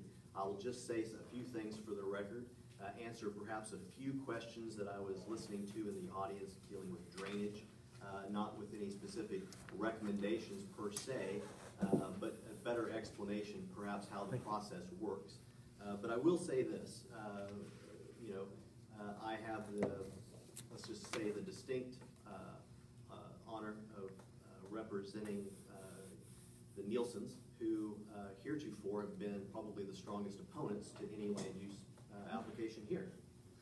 Again, as some things were mentioned in the staff report, some things were discussed here, kind of on both sides of the position with Wichita State's Innovation Campus. You know, the things that brought the Nielsen's joy to live here, the reasons that they bought this property to live in are vanishing. You have the constant pressure of the Marx's and the Gooch properties. You have the demolition of the Brayburn Golf Course. Byron Nielsen is a golf course maintenance guy over in Hutch. But, you know, the ever-evolving and changing world of development, especially, you know, I've been doing this a long time. So I'm sitting here looking at kind of a general picture. I don't live here. I don't have the same emotional investments that a lot of people here. I live about 300 feet from the hill. I know exactly what you're talking about. Our neighborhood came unglued on that, and our neighborhood goes there every week. So I understand the emotion behind these things. I'm often the brunt of it. But one of the things, and besides the Nielsen's moving out of town, but besides that, they were starting to become disenfranchised at their location. So one of the most natural reactions to that is can I sell the property for what I have in it? Has it been devalued as a residential land use? Different than a lot of the speakers who live off of the arterial roadways? Has it fundamentally changed and devalued to the point where I'm underneath this property? So then what is the highest and best use? I would hope that everybody in this room asks themselves that question in a land transaction. So we understood at the time that we filed this case, and unfortunately it's about a month later, so this is why we're kind of, I'm 3 weeks premature. The Marx's application deferred so we could have this group conversation together and move these two individual projects together forward to have this type of discussion. Nobody playing off of one another, but we felt in similar areas throughout Wichita, we felt that there was a desire to end cap our lot. So you'll notice that the western portion, western third of our property was a transitional zone of neighborhood retail. The east portion of our property was requesting limited commercial. One of the differences between the two applications that I would like to point out, I don't really, based on the discussion tonight, this may be throwing rocks at a tank, but you know, we did volunteer our own protective overlay that did take into consideration a number of other provisions in previous zoning cases. We do limit any one business to 8,000 square feet, which would be similar to the neighborhood office and neighborhood retail districts. We did agree to the hip roof, the residential character of the buildings. Although I will say, these are beautiful. I mean, this is anywhere in Wichita. This is new commercial development. But it would have the hip roofs that I know that some members spoke against these not having. So we're in agreement with that. It's just, it's a bridge too far. And I understand that. I'll transition from my soapbox to a few observations. So we talked about Wichita State. The one question I would have would be, Wichita State's gonna do good for Wichita State and the state of Kansas, but I'm not sure how much, if any, that land generates in tax revenue, as opposed to this. So when we have this wonderful investment in redoing, for the benefit of traffic flow, the cost and expense of that 21st and Oliver intersection, the redevelopment that you see with the quick shop across the street, we are supporting a higher level of intensity as far as traffic. We have built capacity to handle this. We have, it's there. We have median controls to control the hard corner, making right in and right out only. Our property would be required to have a cross-lot access agreement with this property that would flow traffic out into a turn lane just further west. You would look at most any other hard corner that's been developed in the last 30, 40 years. You're going to see a certain stretch along the arterial intersection at about 400 to 600 feet at any location. We have Crestview Lakes Drive, which is a hard stop. We don't necessarily have that to the north along Oliver, but we have a hard stop. We see that hard stop at our intersection at Douglas and Oliver. We didn't go across Glendale. We didn't go across Delrose and Pershing. We didn't go south of Oakland. So there are hard corners in this set of circumstances. So we feel, for the record, that we provided staff and worked with staff on a protective overlay that would be as respectful of its interaction with residential development as any other commercial to non-residential to residential buffer. We feel that there perhaps would be room to debate. I think we've debated things enough tonight, so I'm not asking you to reopen those issues. But there again, we look at economic development issues. We look at land transition to what we always say, the highest and best use. That's for a number of reasons. It's just not for the property owners. It's just not for the Gooches, the Marxes, or the Nielsen's. It's for the community. And if we didn't have this type of economic growth, and I'm not saying that my 2.3 acres together with their 2.9 acres is going to open the floodgates of cash for projects such as the water treatment plant or the baseball diamond. But it all goes into the mix. It's all part of the mechanism that makes cities grow and remain viable and healthy. We feel that there are physical things that we can do, this is going to be a segue, to help buffer our relatively low-scale development compared to any other type of, we're not going to be 13th and 13th and Webb with that mass of building. We're going to be several small little buildings, residential design. But we're able to stay off of our north line, Mr. Tolson's property line, in a manner that's going to protect the existing vegetation, and in a manner where we can have an open space buffer area to retain certain amounts of our stormwater runoff.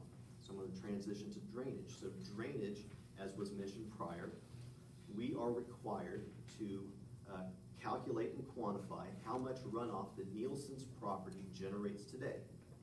It's got a rooftop, it's got a crushed gravel drive, it has certain amount of runoff that it generates. We have to match that or do better than match that on site. That's our requirement.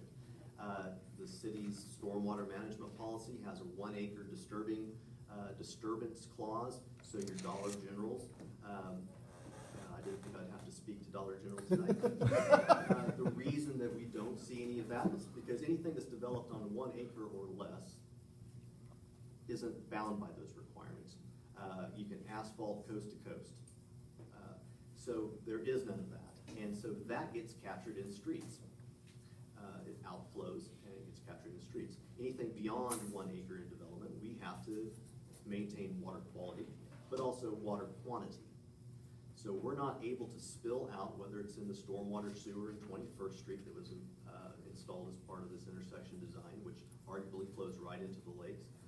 But to be perfectly honest, if there is a dire situation where there are homes flooding, it's going to be a little tricky in the manner in which those lakes are owned by a percentage or a fractional share. But there's the potential. If one wanted to solve the drainage problem, one would petition the city to dredge those lakes and improve the system outside of our boundary all the way to Chisholm Creek in some fashion, or 27th Street. I'm not familiar with the stormwater system north of here. But if these lakes that were done for drainage purposes for the neighborhood and it is no longer functioning, then that's an issue that the city could potentially petition in a benefit district to dredge and make improvements to those lakes and assess the cost in proportional share. We take care of our on-site detention for water quality. The neighborhood at large will do the same. So that's one option to take care of drainage. Drainage happens, all these things happen at the time of platting. In a perfect world, this property is already platted, so we don't have that step. So really, The one thing that we would review with the city as far as drainage goes is when we go to pull building permits, our engineers, we have two that deal specifically and only with stormwater drainage. They run computer models, they make those calculations, they make those designs. They tell our client, man, we're gonna need half of your site to hold our requirement. Our drainage engineers may kill this project. That covenant may kill this project, but we're not here to talk about drainage, we're not here to talk about covenants, we're talking about land use. And I'm not certain, I would personally have a critique of the method in which the comprehensive plan amendment went to general office. You can kind of see it. I'm here right now with people that was for that comprehensive plan amendment, asking for a zone change that didn't follow that recommendation. So that tells you what you want to know, depending on what angle you're looking at this issue. So I'll leave it at that. I'll probably just truncate my comments and just answer any questions that you may have. First of all, thank you for the particular input on the water drainage. Just having some confidence that that can be addressed and would be addressed on the size of this property is helpful for us. So thank you. Any other questions specifically for the applicant? Okay, seeing none, thank you very much. Thank you. My guess is we've probably talked about this enough. Yeah, I still got Miss- thing I gotta say. Mr. Roseborough, have at it. 30 seconds, Mr. Roseborough. 5 seconds. Can I hold the mic for 30 seconds or take up the time? I've been in this neighborhood for 35 years, and I guarantee you 30 of them has been trying to do something with 21st and all. First on the east side, I sit here day and all I hear is economic development, economic development. Some of you in here may remember, I see most of my neighbors from in that area is gone already. We did have a neighborhood, a business association on the east side of 21st and Olive. We tried to keep Kmart. We tried to keep Dillon's. We tried to keep, it's gone now. Everything up that line we tried to keep, it left. We had a restaurant there. It did not support itself. We had a nightclub up there one time, and the shooting and the killings on that corner up there, they had to close it. Across the street, we had a 7-Eleven. They closed. This Quick Shop seemed to be doing a good thing, but to cut everything short, I just want to say this here. If you have not drove through that neighborhood, drive through that neighborhood and get your own opinion. Everybody know what Sorrento means. You know what peaceful and quiet is. Well, I got news for you. You hear Crestview Lakes in here talking today. Just right to the north of them, less than Rockthorne, is another neighborhood association, right along, a homeowners association, right along 25th Street. In my neighborhood association, which I am the president, we have 3 homeowners associations there. And I would like to say this here, that water that we talked about here today, nobody has addressed that in here. Nobody but Mr. McAfee. That water do flow through there. Ask the people right along 25th Street in Oliver about their basement. Ask the people off Persian, Greenbrier, Terrace, in that area about the water that come through. We've been fighting storm water ever since I've been in Wichita, that I know of up there in that neighborhood. There's Lonnie Barnes in here tonight. No, he ain't here. But he's got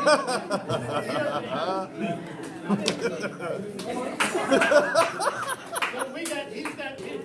We got tons of pictures. We have showed at this dam meeting before about what the water is going.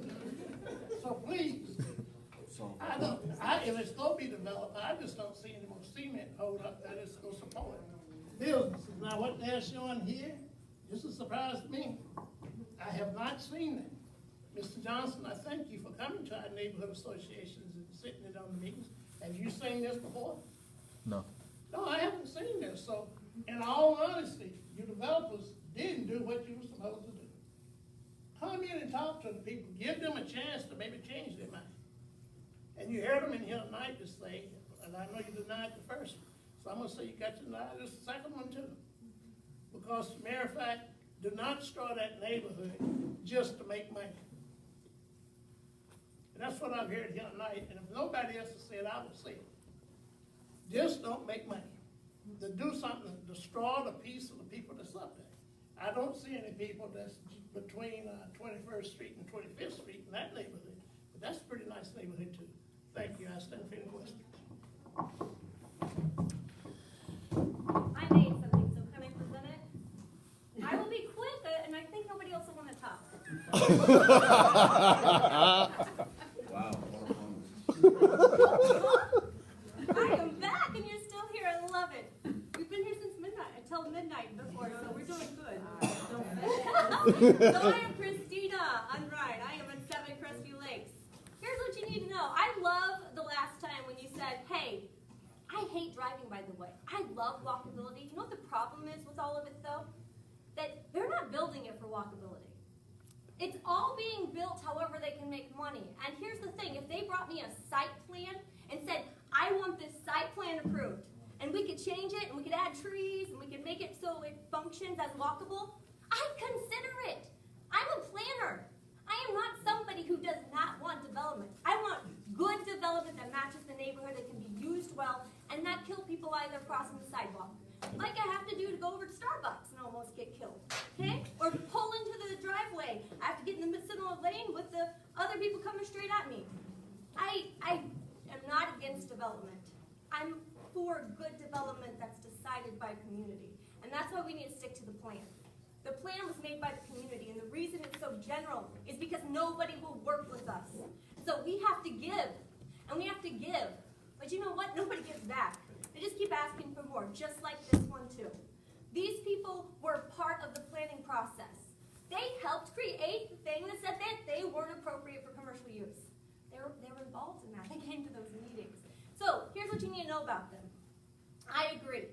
We should deny this. It's even sillier than the corner being rezoned. I'm sure you guys get that, but here's what you need to know. They're happily moving on to another state for a job. So they just want the money in their pockets. Second of all, they haven't listed their property for sale as a residence. We talked about this in 2013. They at least need to try. See if somebody else thinks the same thing, or if somebody else wants to buy the property. Put the clause in there if they have to say that they get some of the money if it turns over. They also committed and signed, and have a copy of it, it's in the Register of Deeds, to the restrictive covenants that say all of these 16 lots should remain residential. Their signatures are on that as of March of 2016. Those are the people we're working with, right? They're leaving the neighborhood and going, we care about you. Again, do they? Again, there's no plan, and they're asking for more than the plan allows. The plan allows GO, not on theirs, but they didn't ask for that. They didn't ask for less than that. They're not even trying to associate us with building something. They asked for LC and neighborhood retail, both higher than what even the plan would allow for places that were more appropriate. So here's what I'm getting at. Again, I think you need to deny it. I really appreciate the planner sticking with the plan, because a whole bunch of community members, including Mr. Johnson, were in for like 6 to 8 months building that, making sure we heard the voices of the community. And since we are so confused, and we keep getting jabbed and poked at, and nobody asks or brings us something to work with. You see what we're working with, right? Nobody asks us. We have to stick to our guns and be like, well, we'll give some. And if you know this is not the best thing for the community, we can't give everything, because it could be anything. Once they get it rezoned, they can make it whatever they want.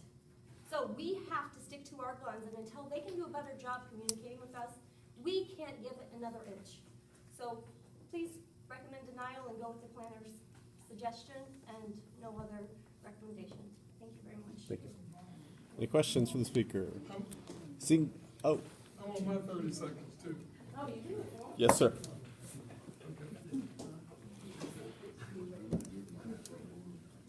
If you were the president of a homeowners association, wouldn't you want Christina as one of your members? Yeah. She makes it easy for me, but I just want to point out a couple of things. I've heard sales tax revenue. I've heard generating revenue. The university isn't going to generate revenue. But all of that property gets, when you go to a Starbucks there on the university campus and you buy a coffee, you pay sales tax for that. And, somewhere, that person had to earn that money.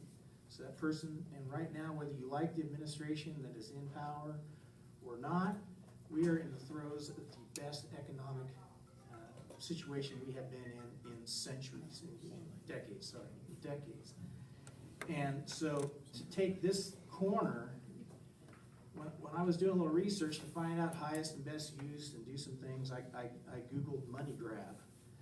And I almost thought I saw a picture of this property.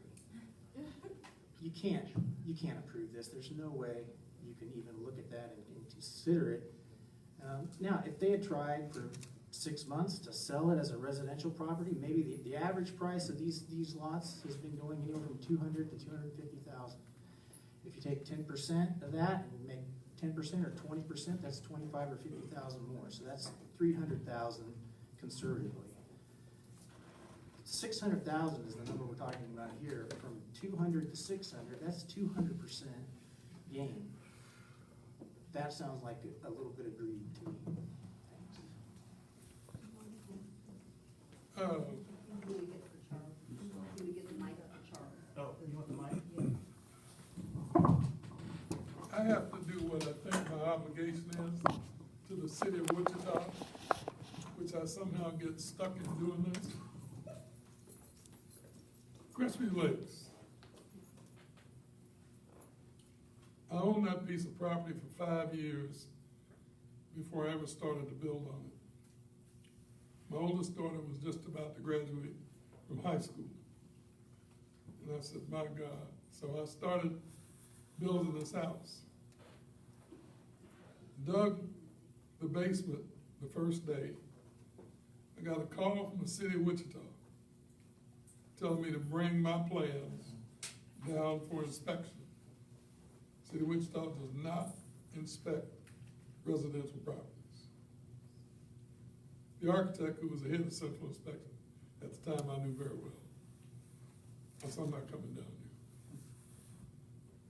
So that afternoon, when I left my office and picked my wife up, we drove out there, and the next door neighbor and his wife were standing there. What they had done then was trenched out all the rest of what my house was going to be. And he stood there and he said, what are you building? On my plans, it never said my name. It said a house. I said, get off my property and don't you ever come back here again. We finished building the house, and before we got the drapes up, the second night we were in the house, my youngest daughter was lying on the floor in her bedroom. The windows in my house are 10 foot wide and 8 foot tall, single pane of glass. I was back in the family room and I heard her scream. And I ran down the hall and she was coming up the hall. Her eyes were that big. She says, Daddy, they're shooting at me. So I went and looked in her bedroom. 2 bullet holes, 3.5, 4 feet off the floor. When I got out of the military, I swore I'd never have a gun. Turned off all the lights, went out the back door, and everything I learned when I was in the military. I was running and ducking and dodging under the bushes and everything. I made up my mind that night I was going to kill somebody. I didn't find anybody, but I came back in the house. I was so angry and so nervous I was just like this. And my wife and my 2 daughters were looking at me. And I realized how much I had scared them. My oldest daughter, who we had taken to Kansas State for her freshman year, came home that month with 2 of her friends and went walking around the lakes at Crestview Lakes. One of the residents rushed out and chased my daughter and her little friends away from the lakes. I was out of town, but my wife went around there. So we were part of Crestview Lakes Association. After that happened, we weren't part of Crestview Lakes. I am now back a part of Crestview Lakes. Because like Rip said, Rip and I are the two oldest people there now, and been there the longest. So to me, Crestview Lakes is my personal civil rights fight in this town. I want you to understand how personal this is with me. I have no interest in selling that house. I do have a lot of things I plan on doing once I reach 100 and I decide to leave you. But it's a special place for a lot of reasons. Because every time we moved, we bought the first little house on that side of the hillside. The VA even turned me down. Because they said I didn't qualify because I spent $30 a month on cigarettes. My wife spent $30 a month on cigarettes. We spent $90 a month on whiskey.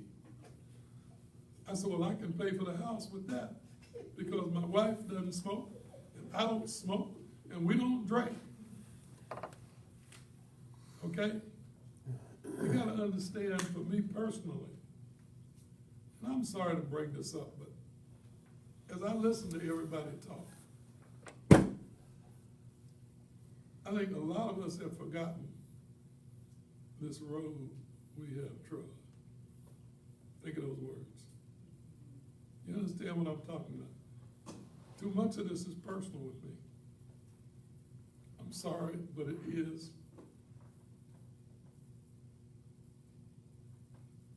But I'm still teaching. I did it a week ago Friday at East High School with 4 or 5 other kids. I enjoyed every minute of it. Tell them who the McAfee family was and what they need to be as they move on. I thank all of you for your time tonight. And I went over my 30 seconds. Just a little bit. It'll be quick. I promise. Julie Falke, 3 Crestview Lakes Estates. And I just wanted to say a couple of things. Number one, we wish Kate and Byron Nielsen just the best of luck in their move and the exciting changes that are happening in their lives. And I appreciate the fact that they do know a lot of the concerns of the neighborhood and that they did try to address some of those concerns with some of the plans that they had when they filed this petition. I will not tell you that it did not floor me and surprise me because I did not see this coming. And one of the things that we had expressed in the past with once commercial development started on that corner was, would it spread as a cancer all the way down the street on Oliver and then start down 21st Street? And so for me personally, this particular request is an example of that happening, that it's going to start that way. And that was one of the things we tried to address with the neighborhood plan. And I know that it may be confusing for some people because we came up with the neighborhood plan, but we really don't want anything. But I think that most of you understand that if it's a choice of A or B, then we had to choose what we thought would be the lesser of 2 evils, even though that's not our heart's desire. But I did want to express that we don't hold any ill will towards the Nielsens. We appreciate the fact that they did try to communicate with their developer what a lot of our issues were and tried to address those things. But I still would appreciate if you would deny it. Thank you. Good. All right, we're going to bring it back into the board. Any discussion? You're still teaching tonight. I'm sorry? You're still teaching tonight. Thank you. Thank you. I'd like to entertain a motion the same as before, the dial zone change for this property. So moved? And seconded. Any further discussion? To Donna? Yep. All those in favor of denying any change at all, please raise your hand and say aye. Aye. Okay. We're out of new business. An important agenda. Woo-hoo! I thought we were going to midnight. Don't talk like that. So item number 9, updates, issues, and reports. We'll start down here with Angel.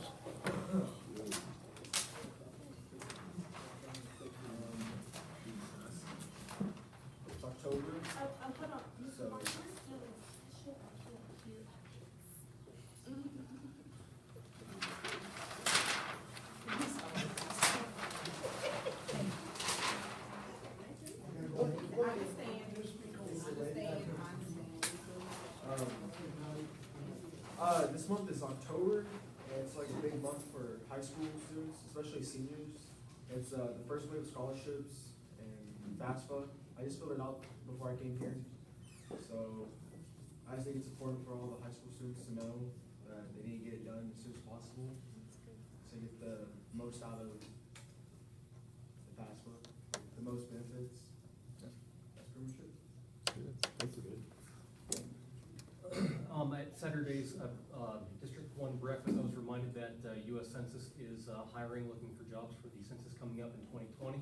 And I believe last week, a local office just opened near Jabara. If memory serves me correctly, I think it's 9229 East 37th Street North. Sounds about right.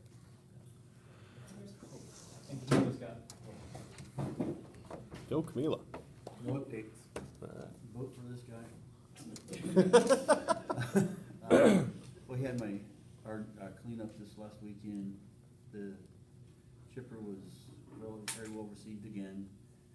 And even though it was through a driving rain, we had several people come and bringing their trash and stuff to get their yards and their house cleaned up. So we really appreciate what the city does with that. I don't have anything.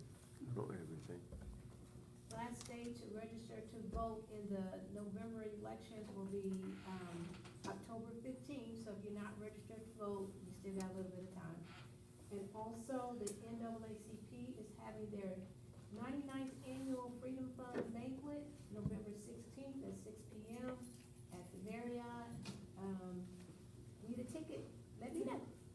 How much are the tickets? We're the least expensive banquet in town. They are only $65. What a bargain. You buying for everybody, right? Just a couple things, kudos to the city. I participated with Real Men, Real Heroes in the neighborhood cleanup, real successful.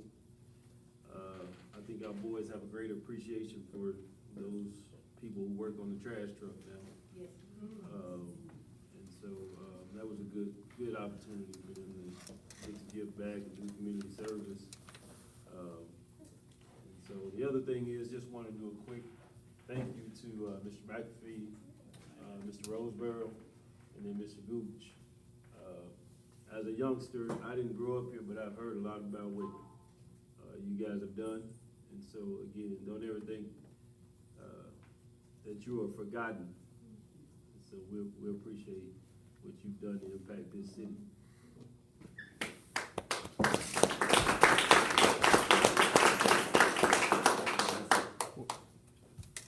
Mr. Holland, that what you wearing? Any big news today? No. Well, we are officially Evergy now and no longer Westar Energy, so it's gonna take some getting used to. I didn't put the polls up though.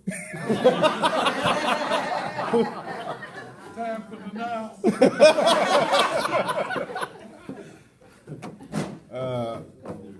I was actually going to bring that up, but today is the day that Westar is now referred to as Evergy, so make sure you look in your bills. You should be seeing that.